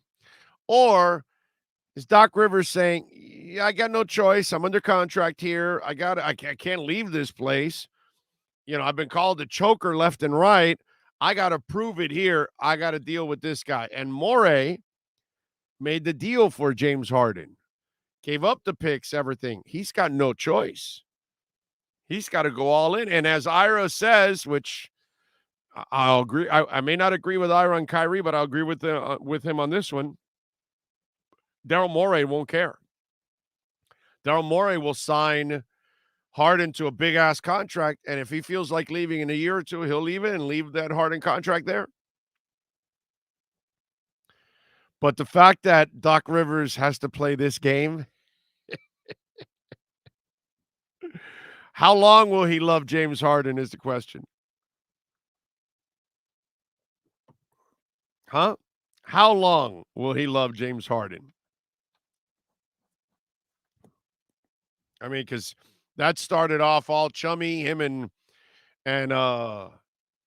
Embiid.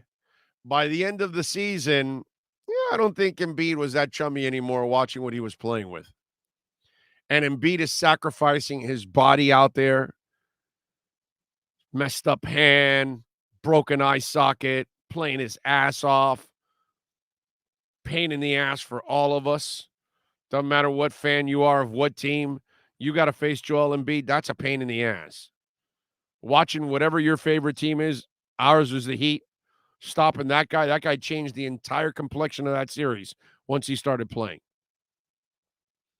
Bam Adebayo had no answers for the guy, and he was injured.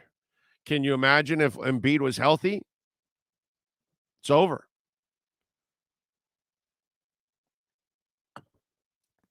You love him, huh, Doc Rivers? Philly fans, Doc Rivers, Joel Embiid. I think we've all seen this story. And on the flip side, for James Harden, while you've scored all these points, and we know you're dynamic, or you were dynamic, but it looks like the wheels were coming off last year. It looks like all that partying, all those strip clubs, the fact that you never really were worried about having your body in great shape, maybe it's caught up to you now. And that's the other thing. You're about to give this guy a fat-ass contract when he could be falling off the cliff. That's a scary deal to be giving James Harden. If I'm the Sixers and Daryl Morey, that is one that I just don't think you're going to end up seeing the brighter end of that deal. That's just me. Just got to throw that out there. Wow, that's a crazy contract and a dude that I want no part of at this point anymore. I mean, I wasn't a big fan of his from the get-go. Plus, he's a choker. But watching how he's clearly losing it, yeah, no, I wouldn't want him. Hey, don't forget, Sloman's and Alarmo, proud sponsors of our program, 1-800-ALARM-ME. That's 1-800-ALARM-ME. And the first 40 Big O listeners, we are giving you a free doorbell camera. So call them right now, 1-800-ALARM-ME. You're going to love that doorbell camera. I use it every day. And you know what I love? I get up in the morning and you reach for your phone to see what the calls are. And I'm already, right from my phone, I'm already turning off the alarm. So I don't even have to walk over to the keypad. It's just a convenience. And then I could just walk out to, take the dogs out or whatever, or open any door, and I don't have to worry because the alarm's already off. And that's what I love about, having that keypad, it connects, having that doorbell camera connects directly to your smartphone. And with your smartphone, you can control everything. You can turn on your alarm. You can turn it off. If you forgot to turn it on when you left the house, you don't have to go back. You can be in another state. You can land and say, oh, man, I forgot to turn on the alarm. And then you turn it on right there and then. That's it. You can check your cameras, make sure all the recordings, see who's been in and around the house to make sure nobody's been in and all that. You can keep up with everything going on. The other day, I left the house and I wanted to talk to the wife. I couldn't talk to the wife for a second. She didn't answer the phone. She left the phone inside the house. She was outside with the dogs. I checked the back door. I checked the back door camera. Boom. See the wife there standing with the dogs. It's peace of mind.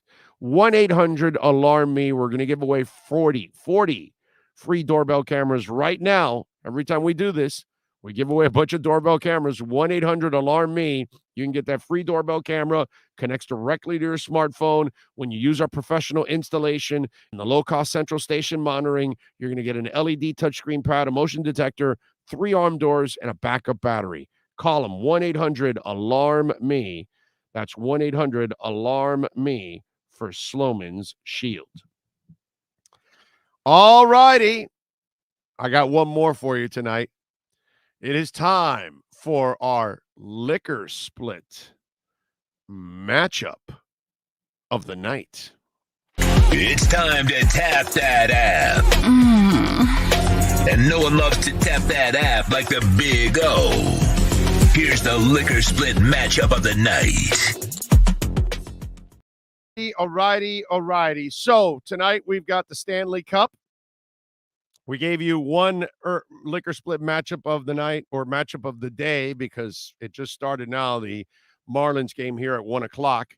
But tonight we got the Stanley Cup Finals, and the Avalanche are leading 2-0. The line right now, the Lightning are home now for games 3 and 4. They're favored by 1.5 goals. The over and under is 6. Both teams on the money line are -110. Serious respect for the Avalanche. And while I picked the Lightning to win this series in 7, and I have a lot of respect for the Lightning, I got to tell you, the speed that I've seen from the Avalanche in this game, in this series so far, has been incredibly impressive. So I'm going to actually take Colorado here plus the 1.5. Even if Colorado loses tonight, I don't think they're going to get routed. And they have proven time and time again in the first couple of games here that their speed matters. their speed is impactful, and their speed is giving Tampa even trouble. I know Tampa had trouble with the Rangers in the first 2 games, but man, Colorado, we talked about the Western Conference and all that, and they have handled the Lightning. Give them credit, man. You're going to give me a goal and a half the way they've played in the first 2 games. Even if the Lightning win, I think they'll eke one out by a goal. But, you get empty netters and all that. I'm going to go Avalanche. I'm going to go plus 1.5 here. I'm going to take it on this one here. And I'm going to go with the speed of the Avalanche. I hope Tampa wins because I want it to be a series. But I hope Tampa wins by 1 here since I'm getting a goal and a half. So that is my selection. I'm going Colorado plus a goal and a half in our liquor split Stanley Cup matchup of the night. The matchup of the night is brought to you by Liquor Split, Miami's own online liquor store. Liquor Split. Download then tap that app and get your favorite liquor delivered to you for just $2.99. No risk, no drinking and driving. Tap that app with Liquor Split. Right. Big O, did you check out the soccer at Pink Stadium? Roberto Carlos y Ronaldinho and All-Stars. Yeah, I heard about that. That might be a fun thing to go experience. So there you go. All righty. We are going to wrap it up here, folks. Ooh, Billy Idol says he's returning to Las Vegas to rock the Chelsea at the Cosmopolitan for 5 shows on November 11, 12, 16, 18, and 19. There you go. So if you happen to be in Vegas in November, mid-November, you may be able to catch Billy Idol at the Cosmopolitan. We thank, of course, Sean Stanley, who masters his program every single day. He knows how to get it done.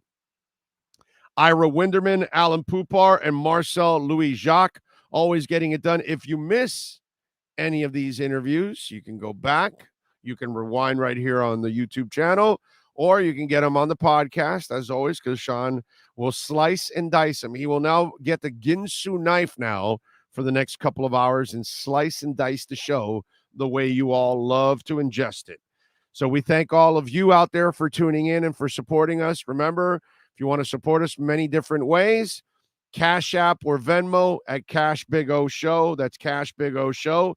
Even on Cash App, you want to send me some Bitcoin? Send me some Bitcoin, baby, at Cash App. Let's do it. Cash Big O Show. We'll take it. Buy that dip.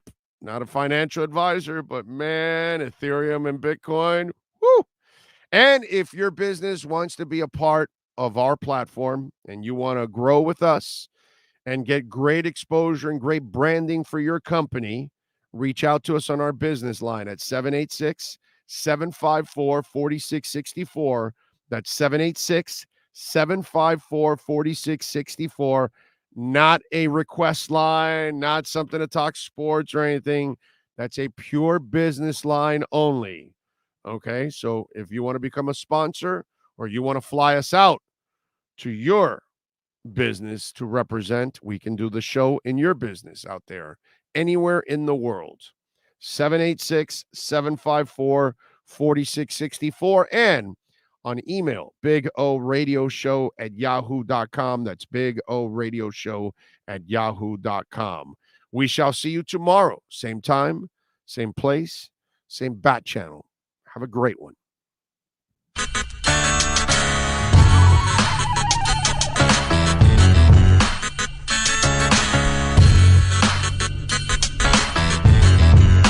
This is the Big O Show. This is the